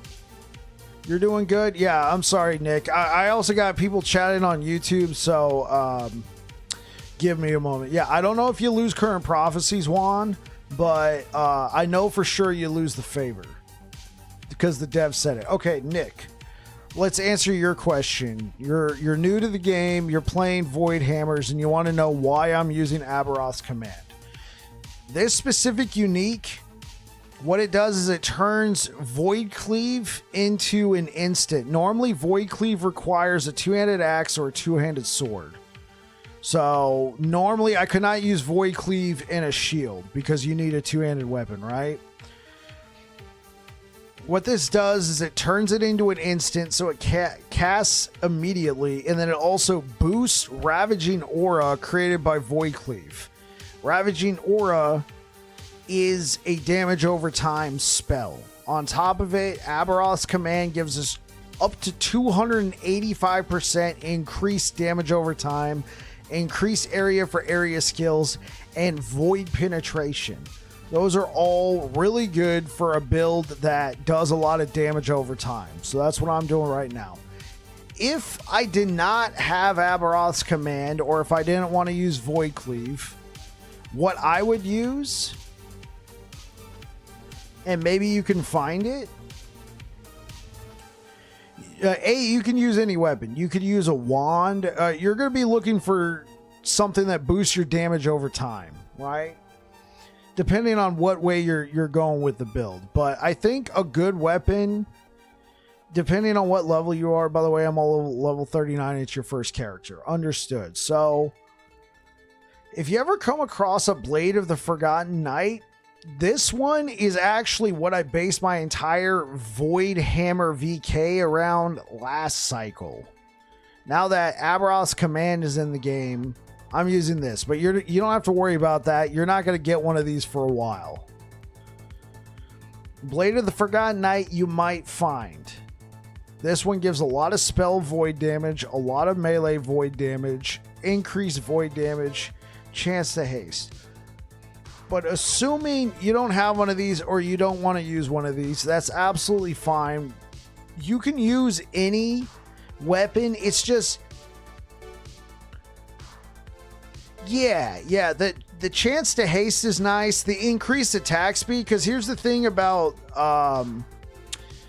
throw-in attack speed, you can never get throw-in attack speed on a weapon unless it's something like this. This one doesn't give you throw-in attack speed. It gives you increased attack speed. So that affects all of your attack speeds. Right? And then it gives you percentage void damage. So here's what you should be on the lookout for. You should be on the lookout. I'm using a sword or axe because... Okay, so you need to be on the lookout for a sword or an axe that gives you percent void damage. I don't normally recommend percent, like whatever your damage type is, but since you're doing a throwing build, melee void will not help you. The flat melee void will not help your build. You're going to need percent void or damage over time. Since you're using an axe or a sword, be on the lookout for percent void damage. Nick Doof, thank you very much for the follow. Yeah. And then for your other stats, I don't know. I don't really care. Just, see if you can get some percent void damage, because that's going to help your hammers. And keep it sword or axe so you can keep using Blade Master. Because that's going to suck if you lose that 30% attack speed. And the nice thing about Forgotten Knight, Blade of the Forgotten Knight, it's a sword. And then on top of it, it gives you a further 15%. Hey, that's awesome, bro. What you can do is you can use the sword and then you can use the shield. It's part of a set, right? This is a set item.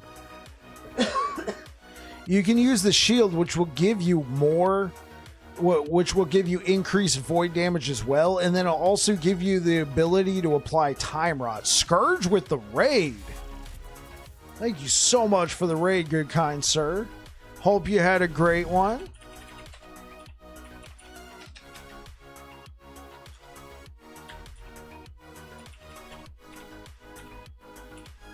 Oh, oops.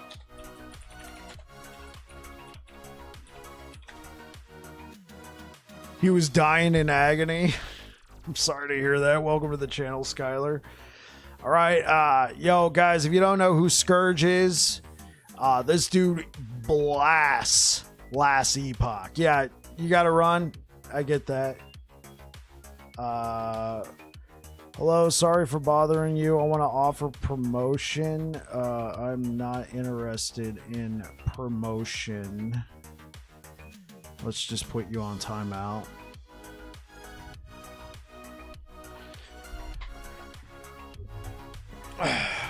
Catch you later, Scourge. Yo, Scourge blasts this game hardcore. And he's active in the world chat. So if you're ever playing the game and you see good old Scourge chatting, strike up a conversation. That's actually how I found Scourge. I didn't know Scourge was streaming. Big Rage? Yeah, hey, what up, Cheese Machine? Yeah, I didn't know Scourge was a streamer, so I was like talking with him in the world chat about certain stuff, and then one day I was like, wait, this dude's streaming? Gonna make some loot filters for percent void damage sword or axe. Yeah, in that case, I would look for like a 4%, something to where you only have to tick it up once, but it's not gonna like a tier 4 void damage, and that's just a baseline. After that, you'll figure out what you like. You can put on like shred armor, you can put on like another ailment type, you can put on chance to inflict chill. That'll slow them, that'll slow their attacks on you. Chance to chill is a good one. Chance to shock isn't too bad either, but just stick to percent void damage for now, Nick. If you're doing void hammers, just keep it simple. I don't want to be all like, you want this. Just keep it simple. Get yourself some percent void damage for your hammers, and then just have fun with the game. Yeah, well, welcome to the channel, everybody. Hope you're having a good one. Bane69, thank you for the follow. Yeah, I appreciate that. I have a lot to learn. Yeah, no problem, Nick. That's what I'm here for, man. I'm here to help you guys out. Level 14, 400 ward? What are you talking about, Bob? By the way, I stream to both Twitch and YouTube, so if you ever see me just talking to people who aren't talking in chat, they're on YouTube. The little chat window appears here briefly, so... I had some people ask about that yesterday. Like, who you talking to?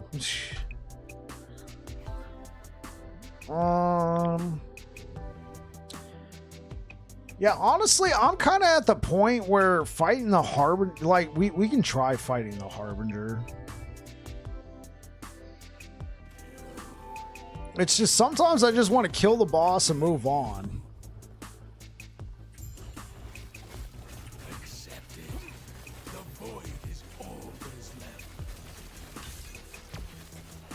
Alright, if we're going to be fighting the Harbinger, I don't want these worms alive. Normally I don't bother killing these worms, but...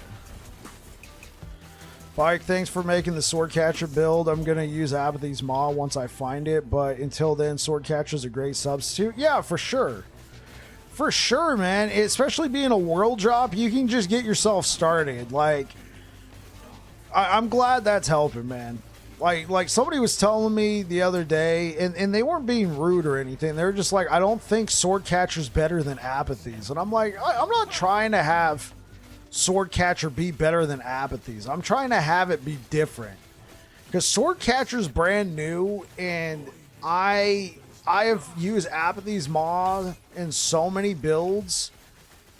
I just wanted to try something different. And we were able to take down Aberoth with the build. So, I mean... That's good enough for me. I don't know if it'll ever be better than Apathy's, just because Apathy's give so much flat damage. But Swordcatcher does give a lot of attack speed if you're able to get that frenzy quite often. But I'm glad I was able to help you out, Cheese Machine. There we go.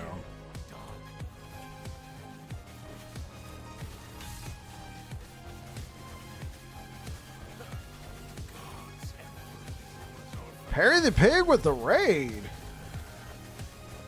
Thank you so much for the raid, Perry.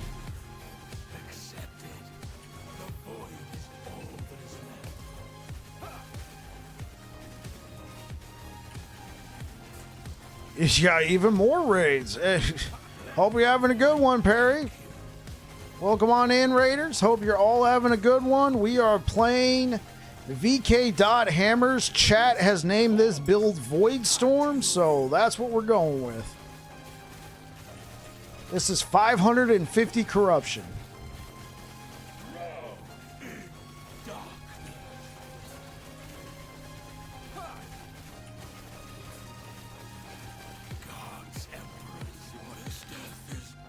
Okay, now this is what I'm curious about. Are we going to be able to...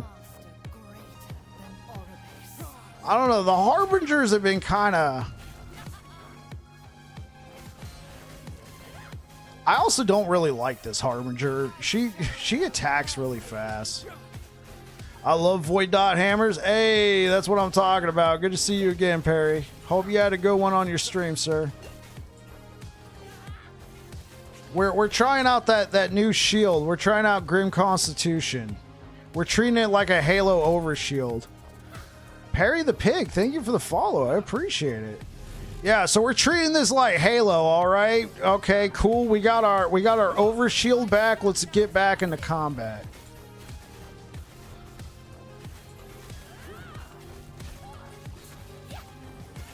So we're applying either 2 or 3 different kinds of dots based off of your opinion.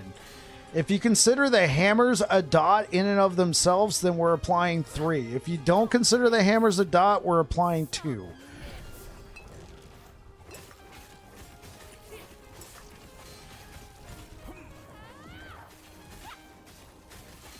Yeah, like we kill the boss so freaking quick, and then we get to the Harbinger, and it's just like, why? I don't think we're gonna do this one, chat. Let's get this let's get this overshield back. Ah! Over here. Dude, I disabled this Harvey to just get your blessing. Yeah, she's annoying. Need some tuning. Well, also, somebody was saying the other day, and I'm starting to believe it. Maybe it's copium, but like hammers don't do as much damage against their ward for some reason. And like I see it, like we shred the monolith boss like it's nothing. But then we get to the Harbinger, and it's like, I don't feel like our hammers do that much damage to their ward. Like, it could just be copium. It could be skill issue.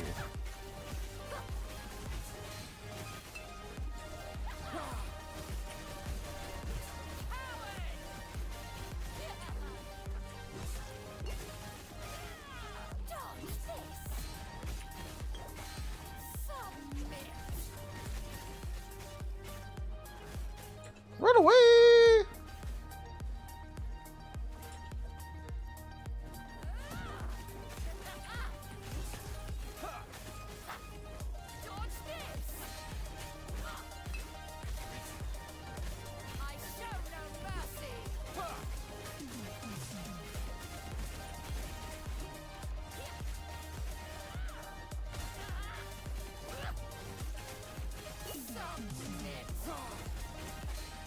Yeah, I knew it was coming. She got the stun off.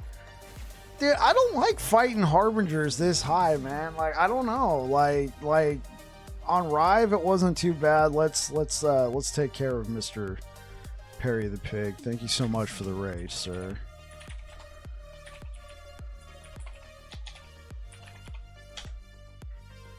Yeah, if you guys don't know who Perry the Pig is, maybe you're new to Last Epoch. Or, yeah, maybe you're just new to Last Epoch. This dude is one of the GOATs. This dude is one of the legends in Last Epoch. Highly suggest clicking that follow button. Highly suggest it. Thank you very much for the raid, Mr. Perry the Pig. Yeah, honestly, I don't even want to deal with the Harbingers anymore, man. Like, I don't know what it is. It's just... like, we shred the monolith boss like he's plastic, and then the Harbinger comes out there and it's like Tank City.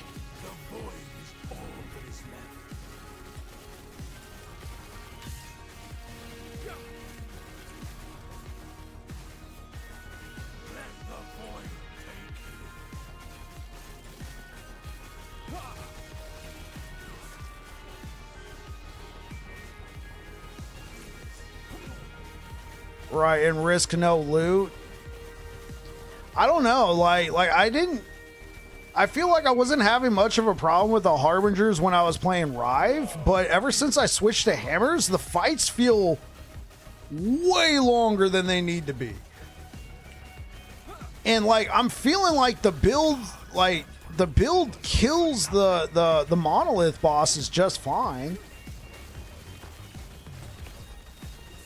But then I get to the Harbinger and it's like, dude, what happened to all my damage?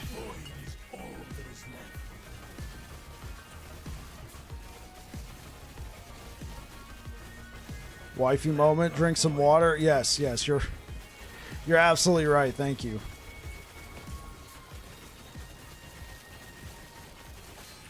Now that we're alone, Admiral Harden. Hashtag hydrate. Maybe I should make that a command. I already know what it would say. Hey, doofus, drink some water.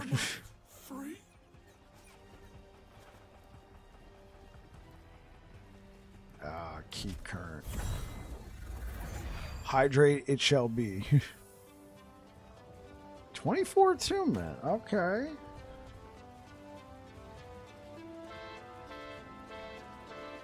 There we go. We got another 1 LP anchor.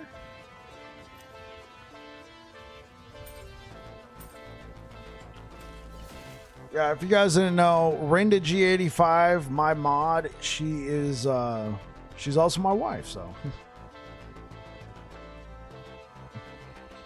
I don't farm them myself. I don't like the long extended boss fights and risk no loot. It's like they jump at least 100 corruption. Yeah,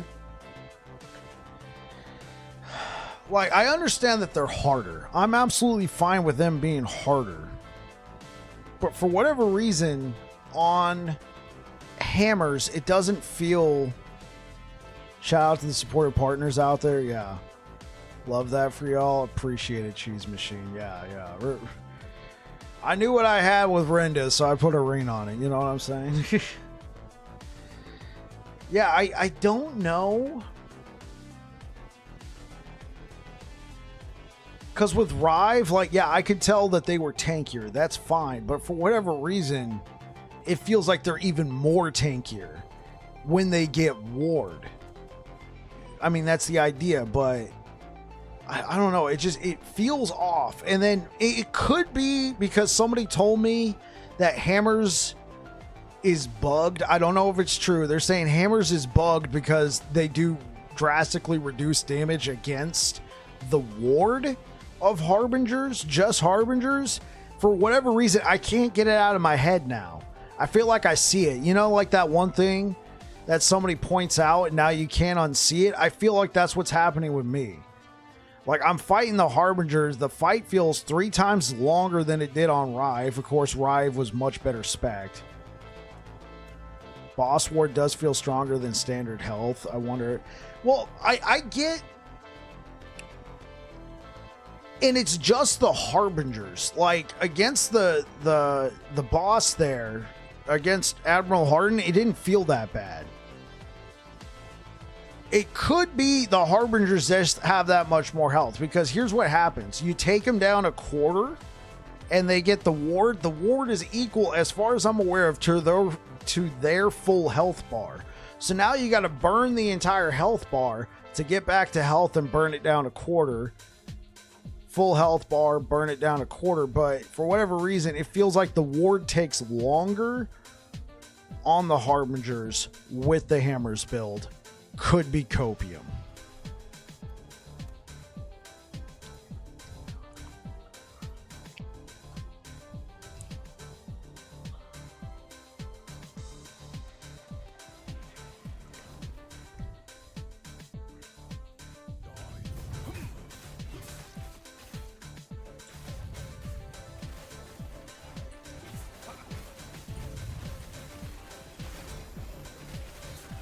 I mean, I guess the only thing that I'm missing out on is specific drops that they have, which on this timeline, I don't need.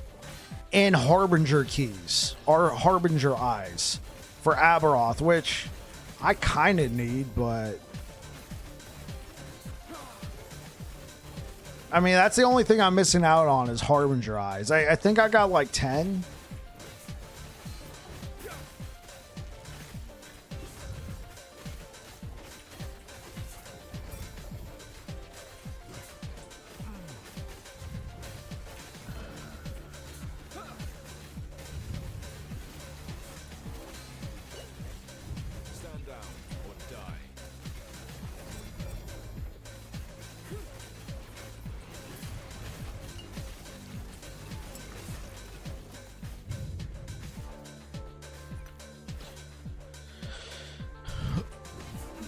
I think I'm going to roll a Fire Wraith Necro next. I got a 3LP Aberrant Staff, Slam T7 minion buff, and T5 cast speed and T5 minion stat. Don't you just love, like, getting an item for another build and then just tinkering it with it a little bit and then like, yo. Not another build, another character. Another class, and then you just tinker with it for a little bit, and then you're like, yo, let's go check it out. Hey, yo.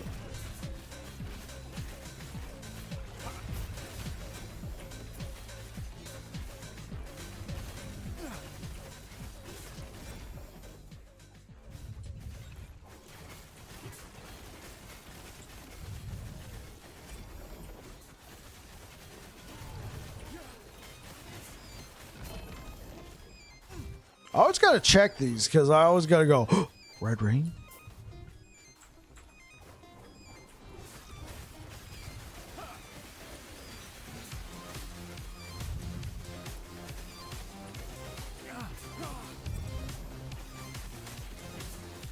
Stand down or die.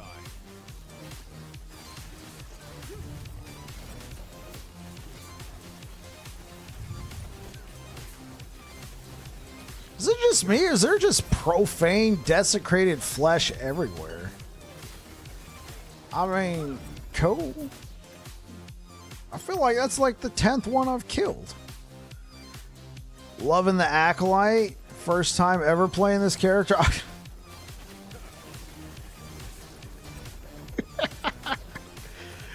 I'm glad you're having fun. I'm glad you're having fun, but I'm not going to lie, Bob. When I saw that message and you said, I'm loving the Acolyte, I was like, dude, I thought everybody hated that show.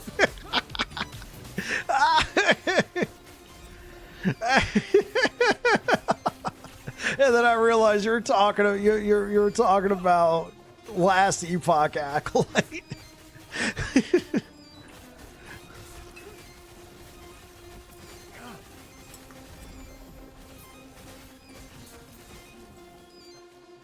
You hate watch that show? I haven't seen it. Please, like, if there's anybody out there who likes the show, no spoilers. I don't want this to turn into a spoiler chat. Like, no spoilers, nothing. There might be people out there who enjoy it. It's just I haven't heard a lot of good things about it.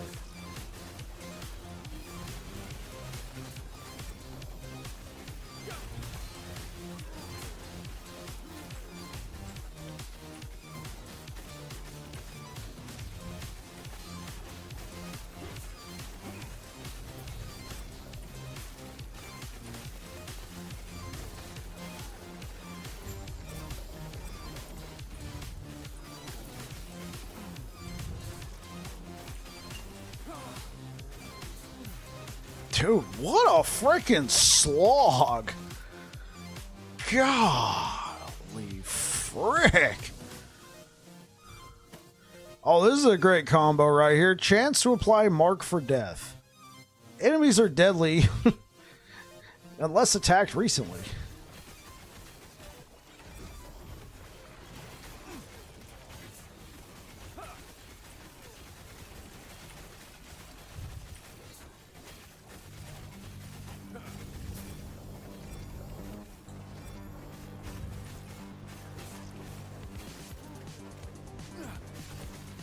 Do I like Arena? I haven't played it this cycle. I honestly thought so obviously I competed in here. Let me just show you. Arena, let's go to beta, let's go Sentinel, right? So I competed in the arena in beta. And where'd I get? Yeah, here I am, number 21. So number 21 on Void Knight. I don't think I stood a chance on the overall leader. So number 21 on Void Knight in beta. So I was thinking, oh, let's go to when we do 1.0, you know, when we do when we do cycle launch, let's do solo account found so I have a better chance. And there was just so many busted builds last cycle. Like, people were doing stuff like this. So here's the best I did last cycle. I hit number 9. I was briefly for like one afternoon. No, I actually captured it. For like a couple days, I was number 1 on the Sentinel leaderboard. But then just eventually, I got overtaken. I got knocked to number 2, then number 3, and then down. And so I finished last cycle at number 9 on the Sentinel leaderboard. This cycle I haven't even played. I'm always gonna run into the classic. There's gonna be somebody who can put a lot more time into it than I can. Looking at this leaderboard though, I could probably like what do I need to hit? Oh, this is solo account found. Never mind. I can't compete on that leaderboard. What about this leaderboard? Okay, I could possibly hang. I could probably get somewhere around here. You know, I might even be able to get up into here.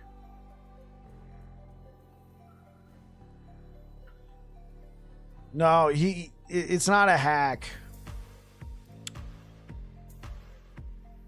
No, it's a dude. Like, look, they're 3 different characters. Cole Warpath, Cole Smite God, Cole Forge God. all the it's all the same guy, but it's 3 different characters. Like, this guy had so much time, and maybe it's hacks, right? Like look at the difference between him and the next guy. Next guy was number 4 at 1,000. Guy below him, you could see the difference between 10 and 1 was huge. Here I am at number 9 with 400 waves. That's what you're saying? I mean, maybe. Yeah, so I mean, I could try and compete. I'm not sure. I'm always going to run into people who just have a lot more time. I could probably get onto this leaderboard though. I got to figure out what build I'd want to use. I might go back. I might try and like farm up Swordcatcher Rive.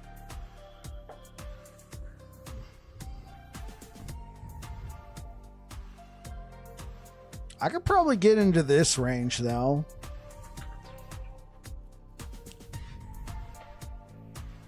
In solo account found. In solo account found on Sentinel, I was top 10. What about overall? Overall, I could possibly get onto the overall leaderboard in arena. I don't know how long I would stay here. I would more personally, I've always liked just competing on the Sentinel leaderboard.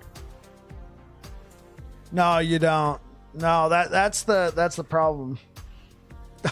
Technically, I was top 7 because dude had 3 Smurfs. Yeah, okay. Yeah.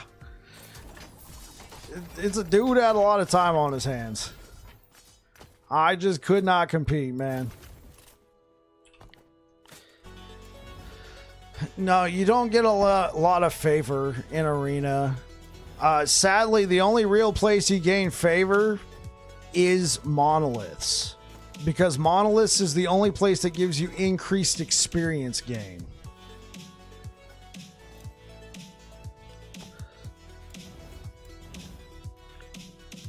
Even better.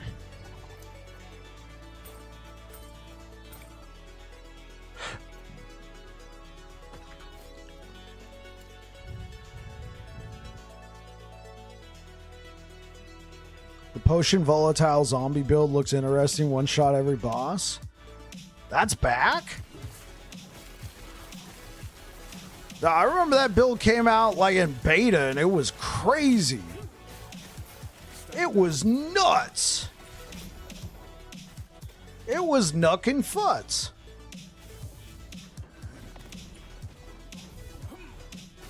And then I thought it got nerfed. I guess it's back, baby. Oh, are you serious? Wow. I mean, I guess this Frostbeam killed me, but this dude right over here. Yeah, that one has 2 hits. 2 hits Aberoth as well, but the gear's insane. I got you. Okay, yeah, that's why that dude was able to one-shot me. He was deadly. Okay, can we cleanse this? Forge Master actually looks good with Smelter. Yeah, you know, Forge Guard looks like it just got a lot of love, and I'm happy to see it because Forge Guard's always been, like, especially in Sentinel circles, has always been a joke. I mean, if you're playing a very specific Forge Guard build, like the Manifest Armor, like, okay, but if you're playing any other build, like a Hammer build, a Rive build, like, all everybody would do is, you know, that'd be better. Like, every time it'd be like, you know, that'd be better on, like, Paladin or Void Knight, right? Now it's like, you're playing, like, a Nova hammered in on Paladin, and they're like, you know, that'd probably be better on Forge Guard, right?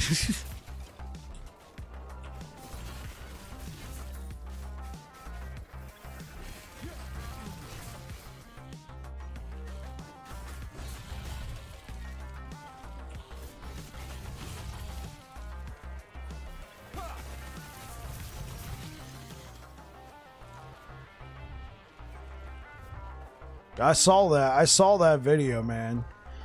Many people were saying in the comments, though, that it looks like that build's bugged because it uses the rings. What is that, like Phantom Grips?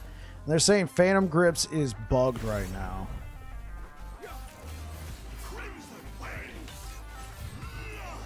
They're supposed to have you, for minions, they're supposed to be benefiting from just your gloves, but they're saying it's benefiting from all pieces of armor you're wearing.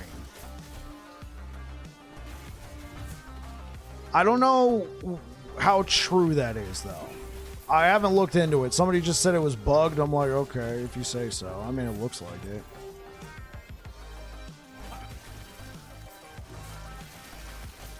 Yeah, but what's happening, Helios, is he's using the minions to shred the resistances super freaking fast, and then he's doing the Smelter's Wrath damage. See, the thing is, even if they fixed it, though, like, he's probably still going to be doing a ton. Bugs are a feature in this game. Hey, I'm all for it. I wanted him to turn that. You guys remember that bug last cycle where you can equip a two-hander while wearing like a shield or an offhand or something? I thought that should have become a feature, man.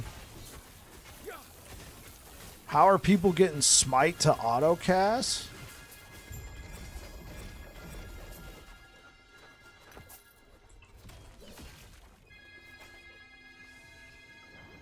Oh, that's what's going on. He's using them to stack ignite through the roof.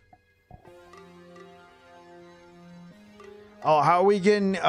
Nick, you need these idols. Chance to cast smite when you hit with a throwing attack.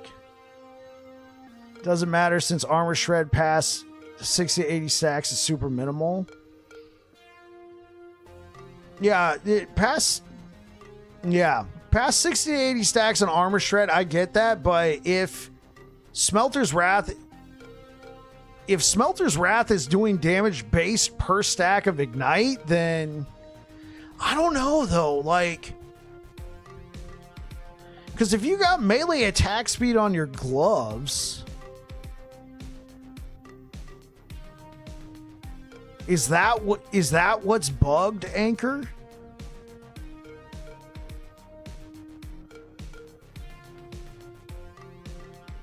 Like, what's it supposed to be? Like, so it's clearly, yeah, there's a node that's supposed to cap at 10 ignites. Oh, frick. Oh my word. It's supposed to cap at 10, but it's scaling past that? So if he's got his minions super, like, maybe, but... I mean, maybe, but yeah, like the rings are bugged, but the minions aren't really doing the damage, right? They're just benefiting from all pieces of armor, so they're just applying stuff faster, right? Because if they're also benefiting from your chest piece and you got, or like your helmet and you got like a chance to ignite, like you got a calamity on, I don't know. Like, that'd be kind of weird if they're actually benefiting from, like, unique affixes. But even on older versions, Smelter's Wrath did, like, 3 million damage from what I could see. Yeah, Smelter's Wrath could pull that off.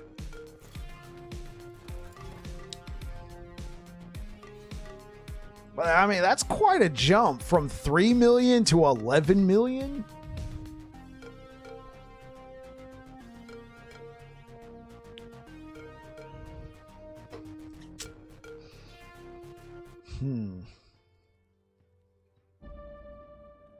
What if the cap...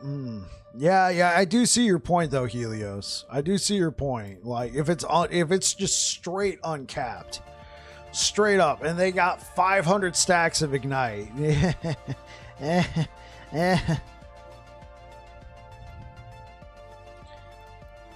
I don't care if they get critical strike avoidance. I'm not a crit build.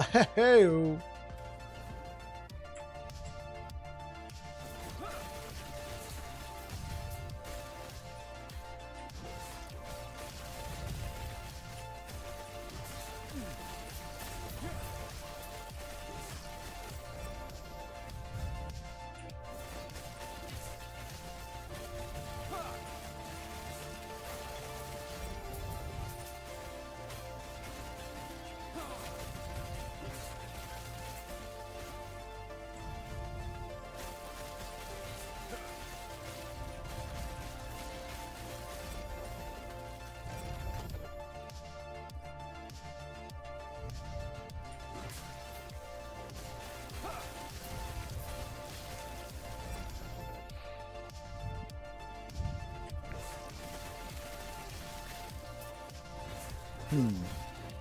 I guess I'll have to see how many ignites was he getting though. I guess that's the next question. I mean, I saw the enemy had like 500 stacks of armor shred, but chat rightfully pointed out there isn't much benefit past 100. An argument can be made there isn't much of a benefit past, 60 to 80 as well. Oh my gosh.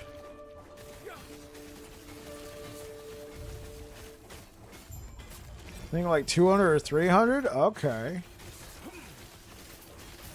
Okay, but I do kind of see what Helios is talking about then. Like, if Smelter's Wrath was already doing 3 million damage before, and now it's doing 11 million. And the damage is supposed to cap at 10 stacks of Ignite. And now he's got 200 to 300. Well, yeah, but we're using the baseline that he would be doing 3 million with the current setup if it's working as intended. What if he's only supposed to be doing 500,000? Then the math would check out.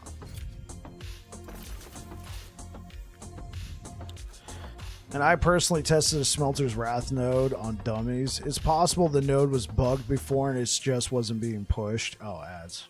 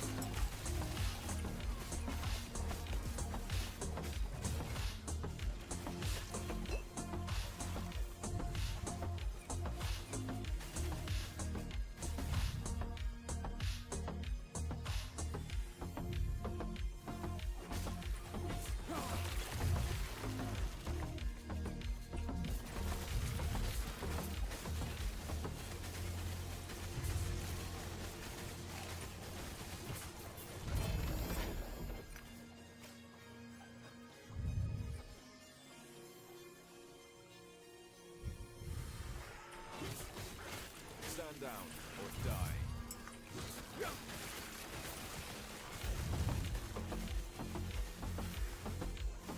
Yeah, GG if you have an Ultralight back, but yeah, there weren't supposed to be any changes to that node, so it could have been bugged last patch too. Oh, I got it.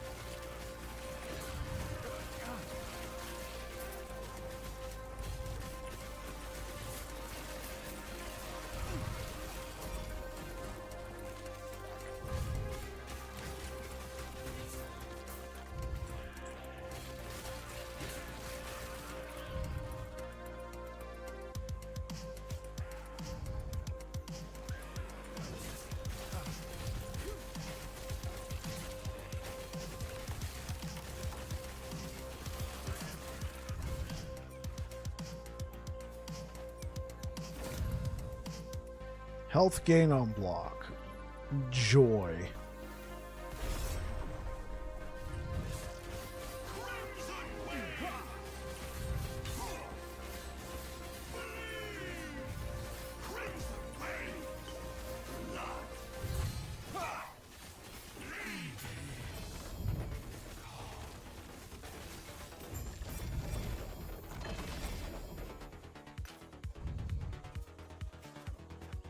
Three LP Vortex. Okay, I'll take it.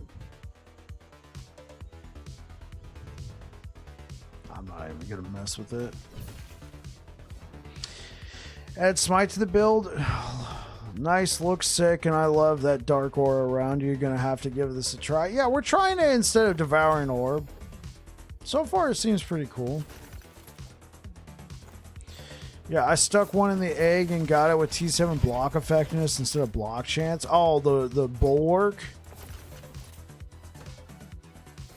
Yeah, dude, I've been messing with this shield right here. The Grim Constitution.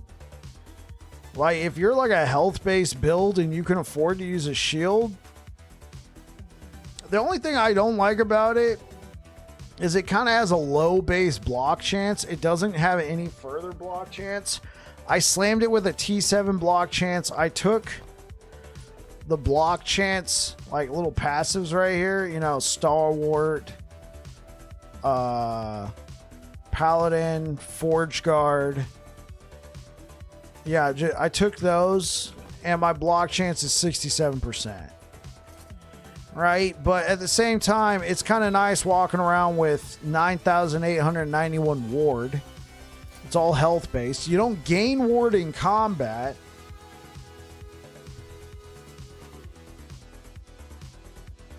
You got a 3 LP one and a couple 2 LPs. That's not bad. Yeah. So you don't gain ward in combat, but I'm already a life-based build with leech and stuff. This is just like bonus to go into each combat. Then if you're able to remove yourself from combat for 4 seconds without dealing or taking damage, it starts generating the ward, and it generates quick because the ward per second is based off of your maximum health. You gain it at 42% of your maximum health is gained as ward per second. But once you're in combat, you can't gain ward. I feel like it's a nice little buffer.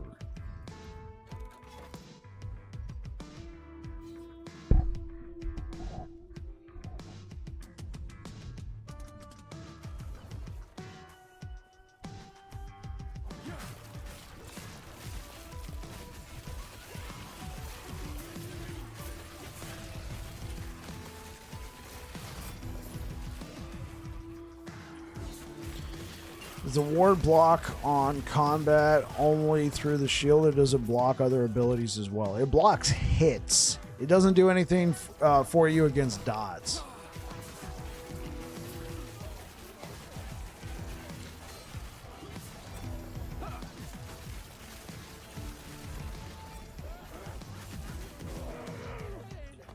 So basically, the way it works is you have a 67 with this shield, this setup, you have a 67% chance to block. If you block a hit, you then reduce that damage by 49%. It's based off of your block effectiveness. And then it goes through your normal damage reduction modifiers. You want to try a pair of atrophy gloves? I have one. Right now I'm using these just because I get all that armor and health. But I do have a good pair of, well, I have an okay pair of atrophy.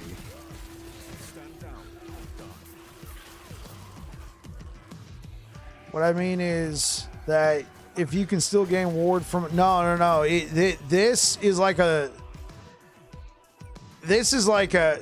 you cannot gain ward while in combat is like an overarching, it rules over everything. So even if I had ward gain from other sources, this would rule over that. It is solid. Like, you cannot gain ward while in combat. I guess we have a way to test that.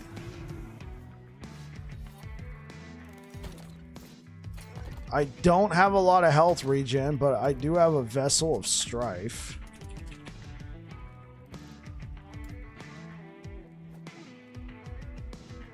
So we can throw on this Vessel of Strife, right? So it's giving me more ward retention. Now let's start using attacks. You wouldn't wear it versus Aberoth?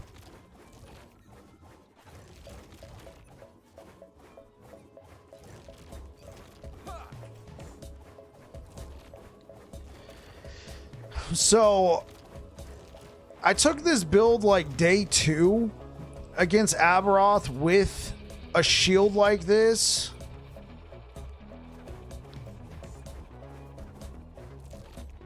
Well, here's the thing. If you can remove yourself from the fight for 4 seconds, you'll get it back.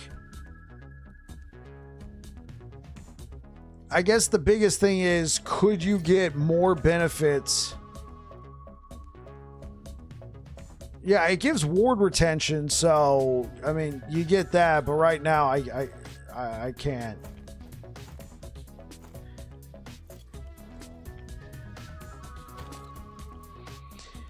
This would be pretty useless in that final phase. When the arena's small enough, you're not going to be getting your ward back in time. But I have used it against Aberoth, and for most of the fight, I was able to remove myself from the fight and get my ward back. Once I got to the final phase, though,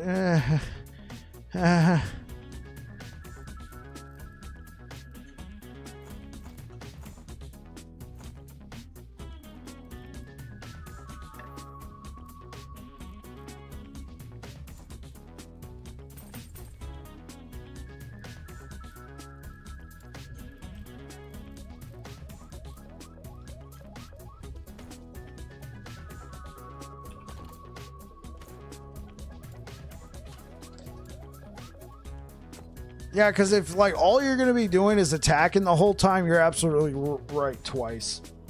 You'd be better off with a different shield because, like, sure, you get some health, you get some block effectiveness.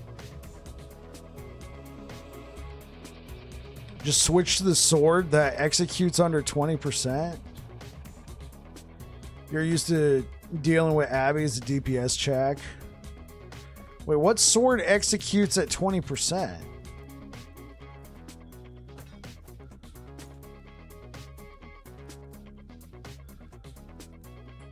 Oh, Last Laugh? I don't even think I have one here. Oh, do I have one? Oh, I do. Oh, there you go. Two-handed sword. So I don't, well, no, I could kill him with lunge. Just put this on the right here. Get to 20%. Okay, let's try this out. Lunge. That could be a good cheese, man. No, hammers are not melee. They're a throwing attack. But lunge is a melee attack. Oh, it's good for a Smorgasbord Felter. Oh, I gotta get rid of his ward, though. Okay, that makes sense. And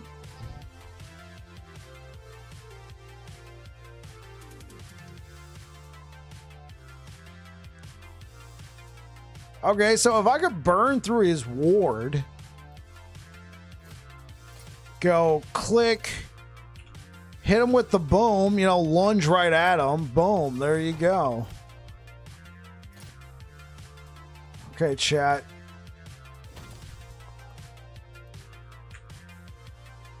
No, top roll is 20%. And I have a 20%. So, I mean...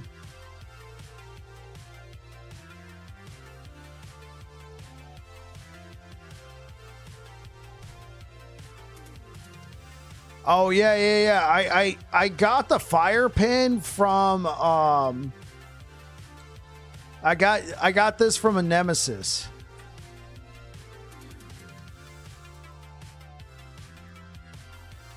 Okay, chat, this one's for you. I think I already I already think I know what's gonna happen, right? Like, I already know what's going to happen. I'm going to get in there. I'm going to get him down to final phase, and then I'm going to be like, huh, huh, huh, huh. And you're all going to be doing, switch to the sword, switch to the sword. I'm going to be like, huh, huh, huh, huh.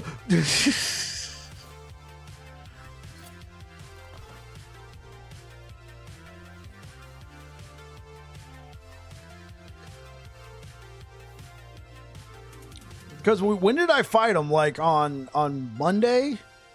I fought him with his build, and I took him down to final phase, but then I was just getting... oh, yeah, I remember what happened. He was doing the big swing, and then it lifted, and I don't have a traversal skill. Oh, wait. Is this considered... okay, Shield Rush is considered melee. Okay, because he had the big swing, and then it lifted, and then I tried to roll out the way, and he brought it down, and I couldn't get out the way in time.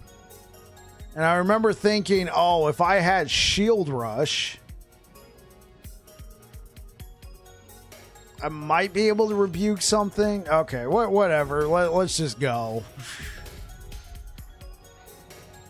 Let's see.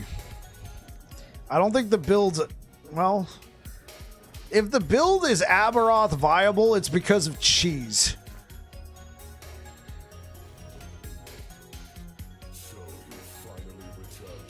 Hey guys, I'd like to show you my perfectly legitimate... I'd like to show you my perfectly ethical hammer build on Aberoth.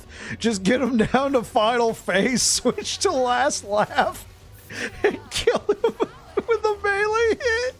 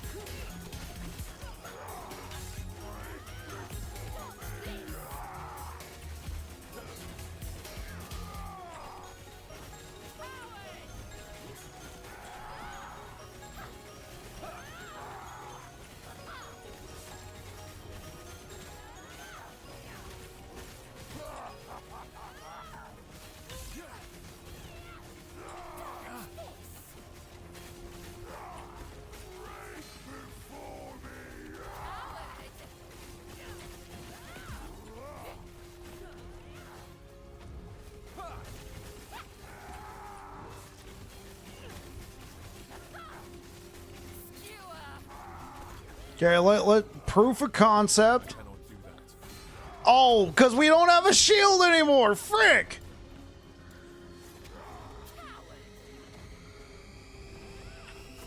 Okay. It works.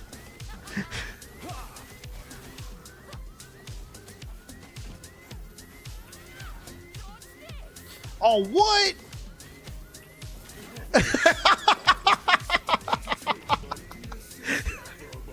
Proof of concept. We just need to just need no, like it works with like it works with lunge, because lunge is a melee skill. It's just if they dodge towards you like that other one, you can miss. Okay, here we go.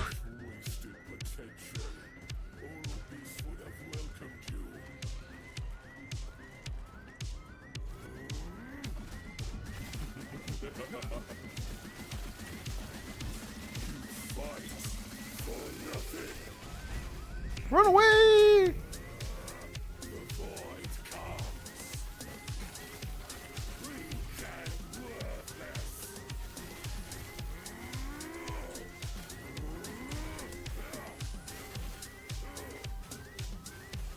Right, Mr. Aberoth. I'm just going to get my ward back real quick.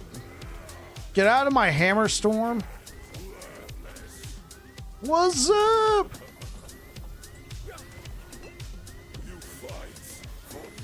I'd probably be better off just fighting him. Like, he...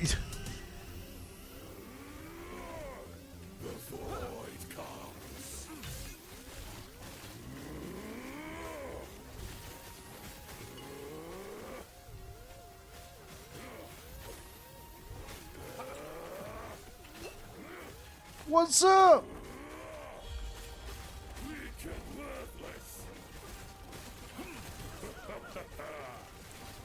Yeah, I really need to focus on doing some damage here.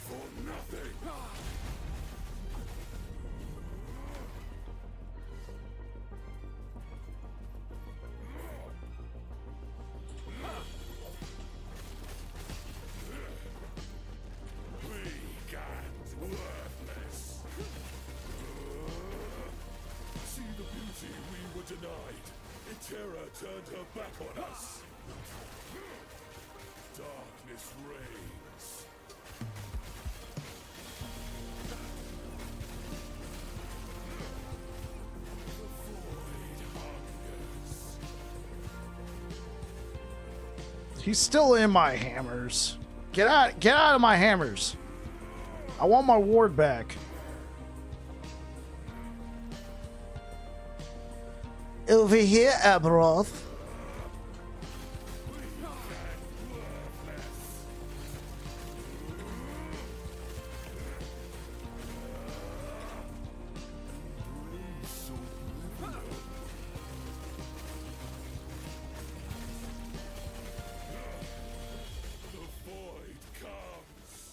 What's up, bro?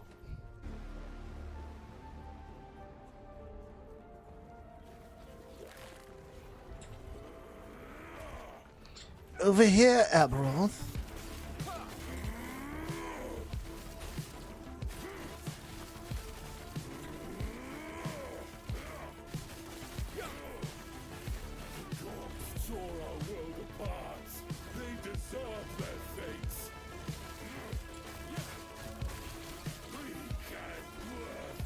Nice butt you got there.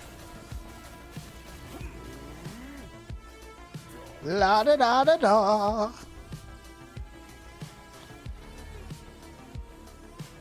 Give me back my ward. Give it to me.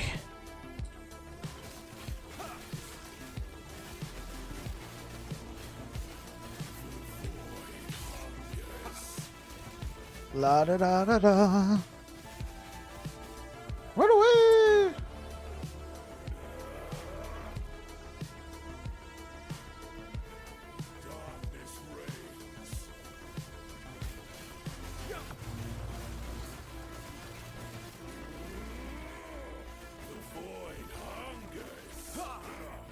Oops.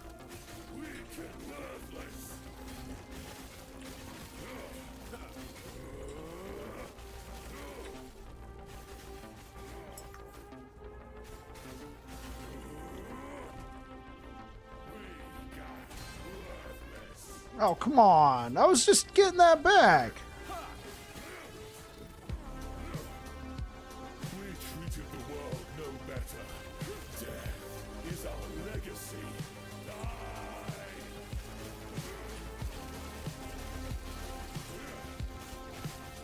We can worthless. The void hungers.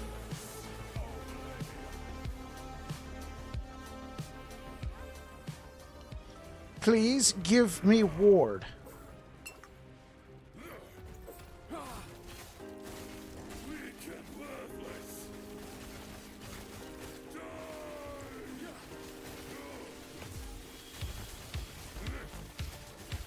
Oh, come on.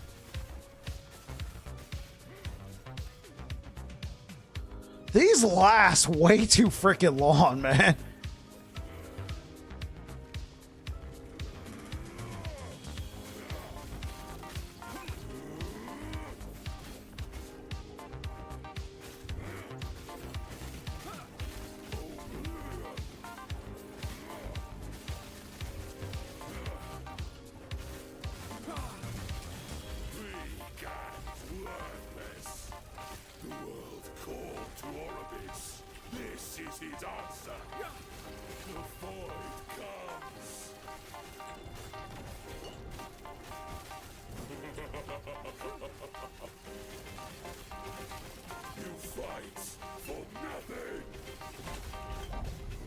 Yeah, I don't have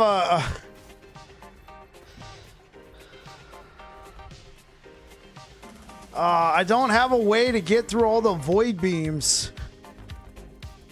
like unscathed. Because I gotta get them down to 20%. Wait, what are you guys saying?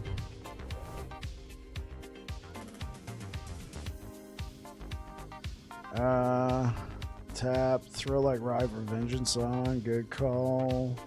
Wish there was a toggle key for gear swap. Well, finally, 1 LP red ring, but lowest roll. Well done on the red ring, Helios. Yeah, prophecies. 4th one so far.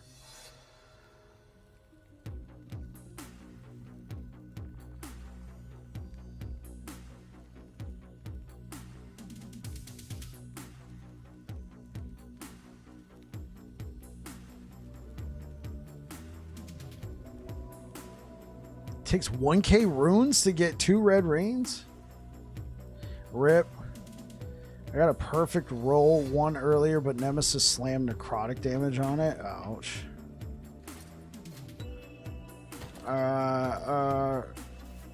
Okay, you know what? I'll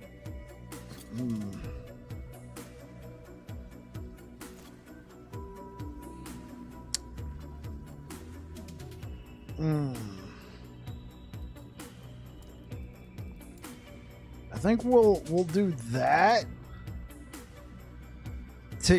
to try and get out the way. Yeah, one more try. I think we'll do that in the final phase to try and get out the way quick enough. We got to get this cheese off. And then if we can get his health low enough, we can lunge back. Yeah, I'm having difficulty in the final phase. The laser beams are just too crazy. I spend too much time passing through them. So you finally return to me, and with a guest. But first, prove yourselves worthy. Face us yourself.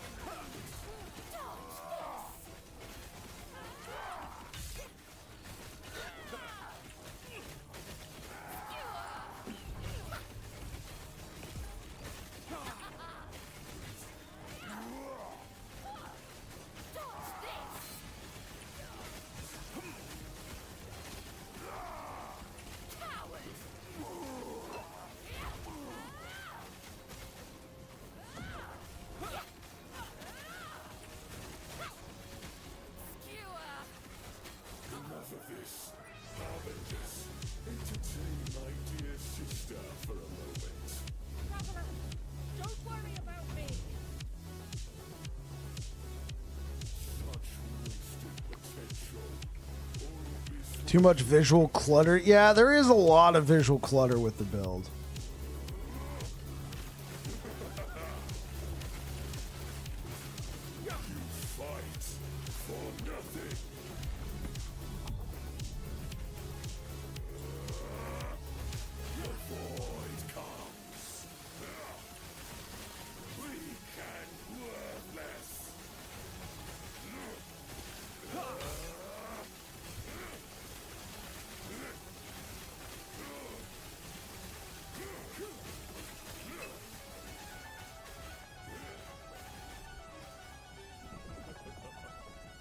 Oh, shoot. Okay. You're talking about Abby? Yeah, okay. I mean, I think I gotta take a step back for a moment. Go farm some keys. Well, we'll try this cheese on a different day, chat.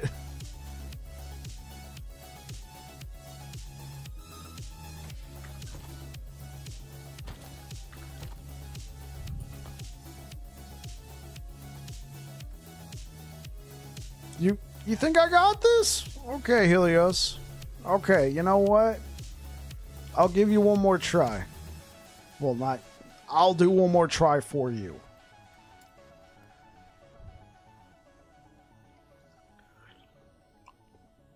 Yeah, there is a lot of visual clutter with the Aberoth fight. You got all the little balls rolling around.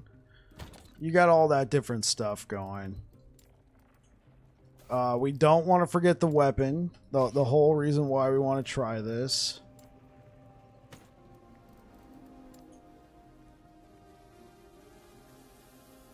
It's a DPS check. Yeah, it's true. And I'm kind of making it go longer than it needs to be because I'm just running around like, look at this. I can gain this ward.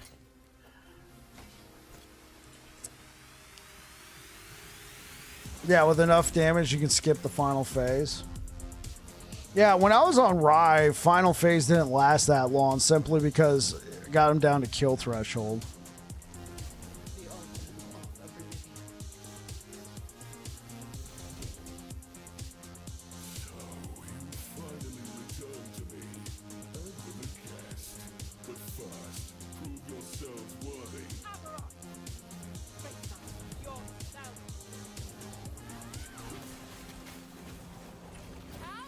No, I have a higher kill threshold. Yeah, that's right.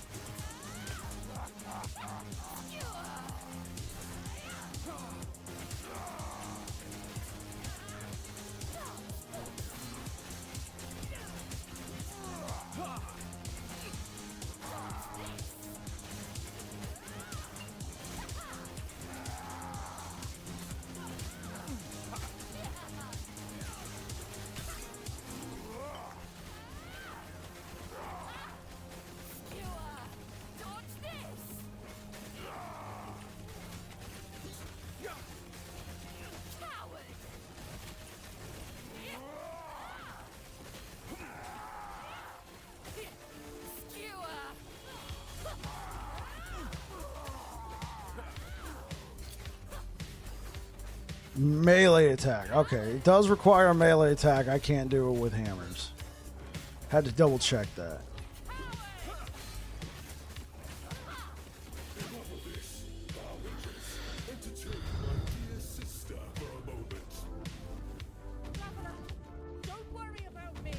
You're at the point where you just skip it entirely, Dan? I'm glad to hear that. But it's a joke on static orb sorcerer. Yeah, certain builds are just better at bosses. You were flying too close to the sun.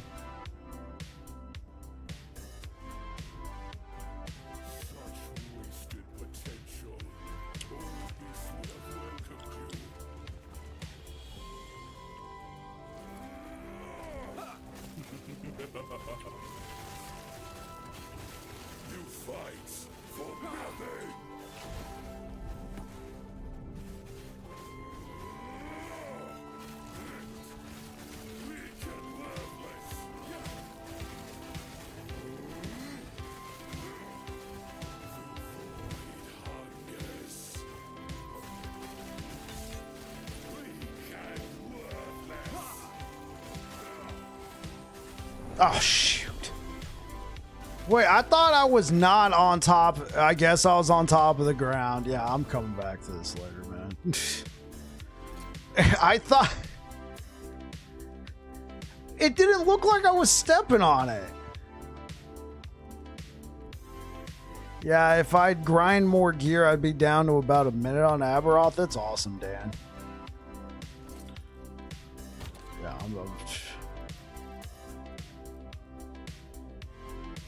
I'll get it next time.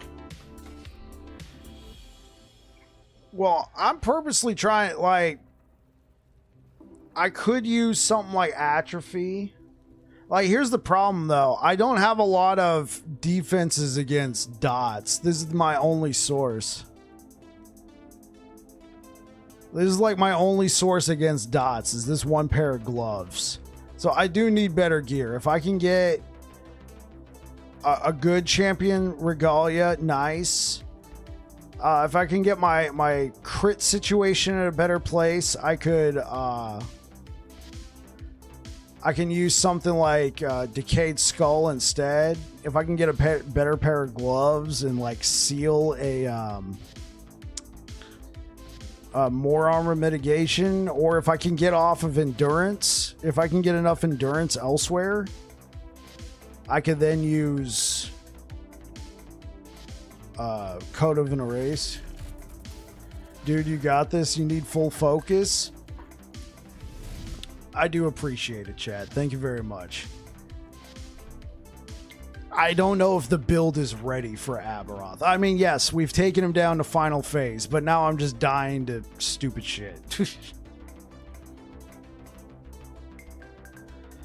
Need full focus. Okay, you guys keep telling me this. Let's give it another shot. How many keys do I got left? Right. Yeah, I don't think the build is ready, but I could kill him, but I'm screwing up. I'm dying to rookie mistakes.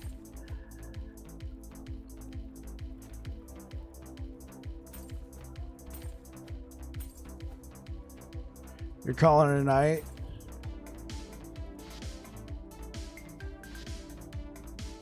Okay. Melee sucks? Melee, in my opinion, needs to be optimized. Hope they do something to boost melee. The thing is, like, I've killed Aberoth with melee. That's what I focused on. I focused on it, and what I had to do is really just optimize my gear more than somebody else who's playing like a caster build had to. How do you guys farm eyes quickly? Just use envy? Yeah, you can do that.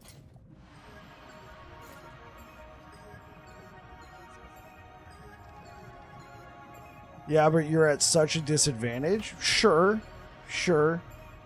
Here's the thing, I really like melee though. I'm a big melee nut. Keen Pathos, thank you for the follow on Twitch.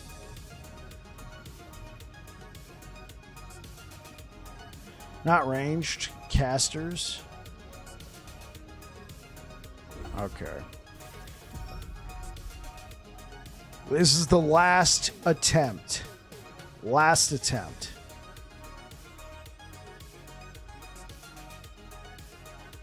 Yeah, a Racing Strike has huge. But that's the thing, not like Dan's saying, not a lot of melee has range like a Racing Strike. Yeah, a Racing Strike is nuts. It can be. Put enough area on there, yeah.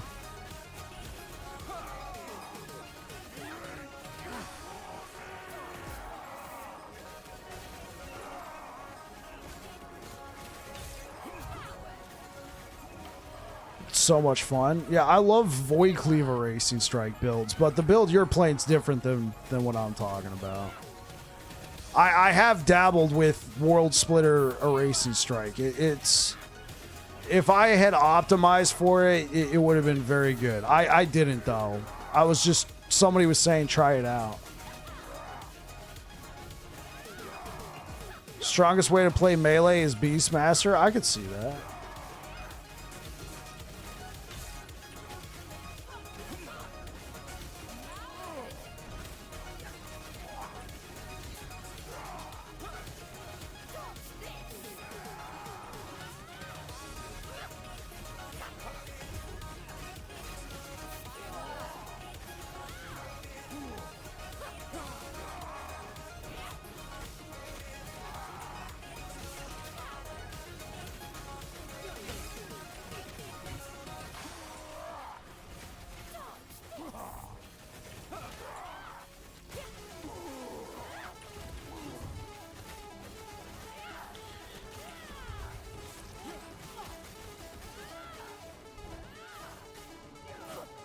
for sure.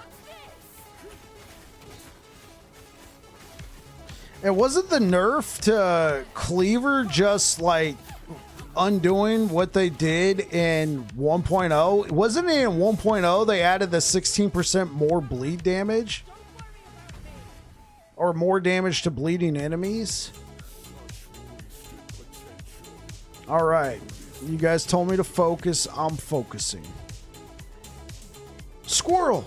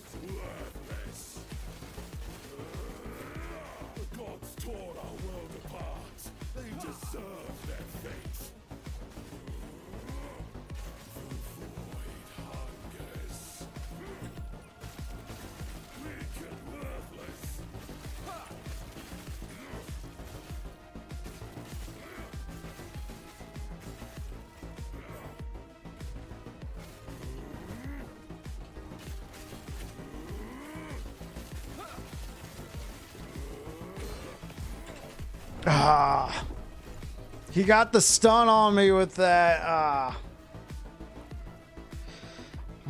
And then I had to just sit there. I don't have enough, like, because on Rive I had so much armor mitigation against dots. This is all I got. No, I'm out. Nice try. I appreciate it, guys. You guys have been very kind. I appreciate it. I appreciate it, guys. We definitely, against that, in that fight in particular, I mean, I'm not going to try this tonight, but next time I go up against him, I think we should be using this. The only thing is that leaves me open to crits because I don't have 100% crit reduction from crits, but if I can blind him on a routine basis, then I don't have to worry about that. And then if we can get a champion, I need a champion Regalia with vitality and health. So I have to go do more prophecies because a lot of the champion, like I have this is okay, but I need that was a vitality roll. It's on like Donkey Kong.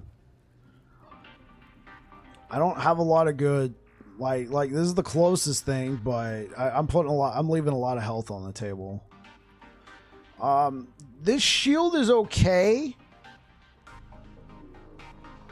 I would probably be better off in this fight. There's not too many instances where I can get away, and then in the final phase, it's almost useless. One nice thing about this shield, though, is it does come with a lot of block effectiveness, but I could probably get away with a, yeah, not today. I got 0 against dots.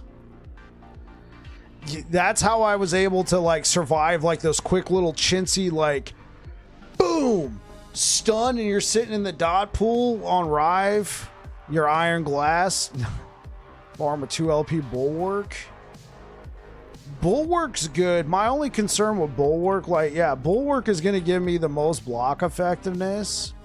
My only concern is every 3 seconds, if you're on high health, you lose 25% of your health. That can put you in a really lousy situation. But while you have the Apocalypse buff, you gain more void damage. Can link? Okay, hold up.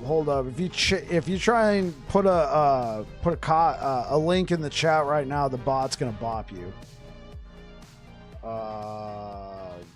Let me give you permission real quick.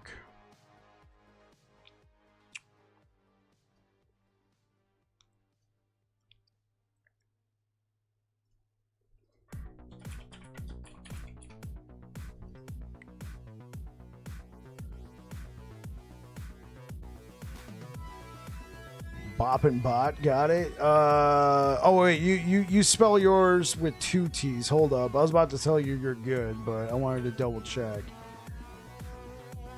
Okay, Dan, you should be good to post a link. Wouldn't the leech offset the damage? No, you're good. You're good. Yeah, there we go. I get so many of those bots that come in here and just post like, get cheap followers. I just leave it on all the time. And then if I get like somebody who I could tell is like a genuine person, like in here talking, like they know about the game or they're learning about the game and they have links, I'm cool with it. It's just so many times you get somebody join, try and post the link. Cheap followers. Prove yourself. Okay, chat.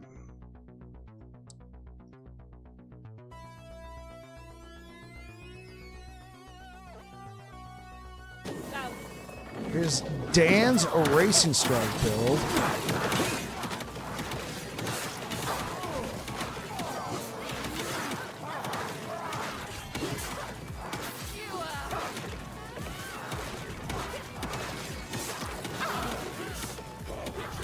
Entertain my dear sister for a moment.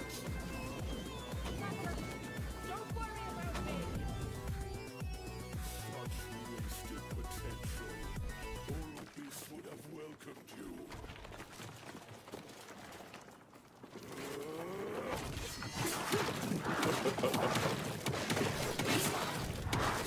Fight for nothing.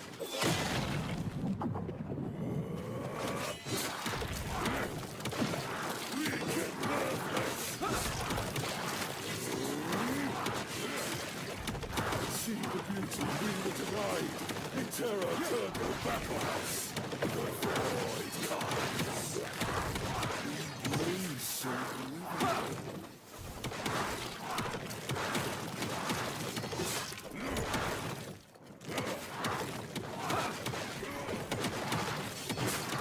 The gods tore our world apart.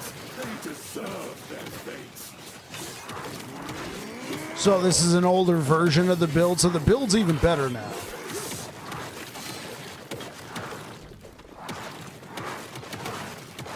We treated the world no better.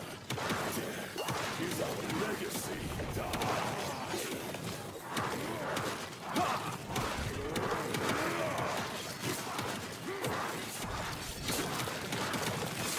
The world called to this. This is his answer. The void hungers.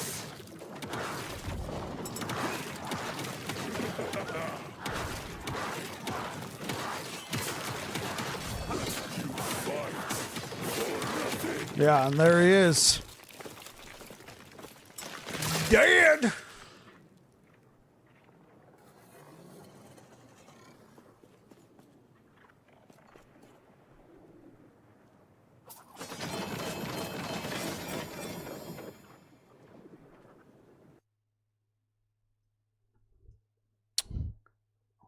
right, Dan. Thank you very much for sharing. I subscribed and I dropped a like. I don't see the end scene. Oh, you don't get to see the end scene. Dreadswitch, thank you for the follow on Twitch. Doing bleed hammer throw paladin. It's fun stacking 999 bleed. Yeah. Yeah. 1k mana. Yeah, with a build like that, you're going to want a lot of mana. That's... Somebody had me try that. So for like 30, I was already playing Void Cleaver Racing Strike. So I just changed a few of the skills around. I tried to find... Oh, thank you for the follow, Dan. I appreciate. Oh yeah, no problem. I like to support people who have a passion for the game. Especially, I mean, come on, Dan. You're playing Sentinel. All right, Dan. Like, I'm a big Sentinel guy. Matt, like, if you look at my YouTube, all my build guides except for one are Sentinel build guides. I mean, it's what I do. I just love Sentinel. Though I'm going to be trying to play some different classes this cycle. I am a Sentinel fanboy to a fault. You'd like even more mana? Yeah, when I tried it, it was with really unoptimized gear. And I had 500 mana. VK for the win. Yeah. Yeah, my most hated class. I don't blame you, Addicted. It's not everybody's favorite. I mean, that's why there's 5 classes in the game. If everybody played Sentinel, using Ravenous Void is like cheating. Ravenous Void is fun. But there's a but.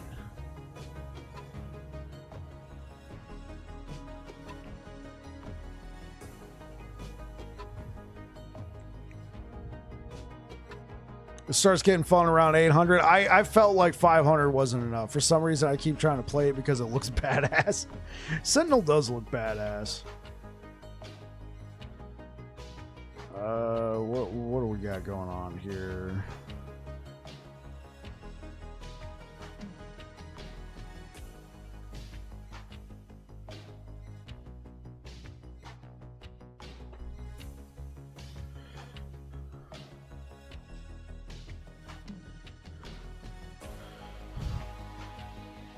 I wonder if you could use Flames of Midnight with Sentinel. Yeah, 800 and up is where you're able to spam a Racing Strike for sure. Idols is like make or break your build.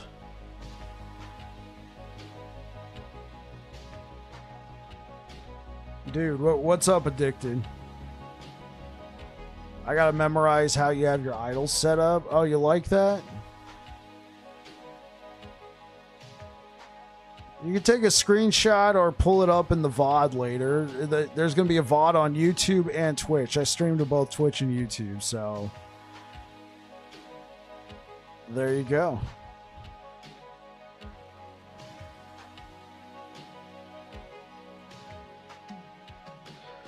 All right, guys. I am actually going to shut down for the night. I'm going to get out of here. I'll be back again tomorrow. Thank you so much for being here, guys. I've had a blast. I gotta memorize. Man, I just got here. I know, Addicted. I'm sorry, man, but you know I gotta be to work. I gotta be at work at 6:30 a.m. For reference, it's 9 p.m. here, so I gotta shut down and wind down and get to bed. So if you're over here on Twitch, we're gonna raid QB1 Junkie. Looks like he's playing Forge Guard right now. This dude is a big time hardcore guy, friend of the channel. We're gonna go ahead and raid QB1. Pleasure meeting all of you guys. Brother, it was nice meeting you. Enough. The rest of you, yeah. Thank you so much, Dan. It was a pleasure meeting you, man. Thank you for sharing that video, man. I will probably try that build at some point. I will probably try that build you got going on, Dan. That looks fun. GG's. At this point, you got to stay up. I'm sorry, Addicted. I'm not that addicted. I got to get some sleep soon. You know, we always got the weekend, right? We always got the weekend. I'll go hard on the weekend. Friday, we can go hard on Friday. Hit me up if you need the new version. Yeah, for sure, Dan. I'll hit you up on that, man. If you guys are interested, hold up real quick. There is a Discord. More than welcome to jump on in there. And yeah. Let's go ahead, start the raid.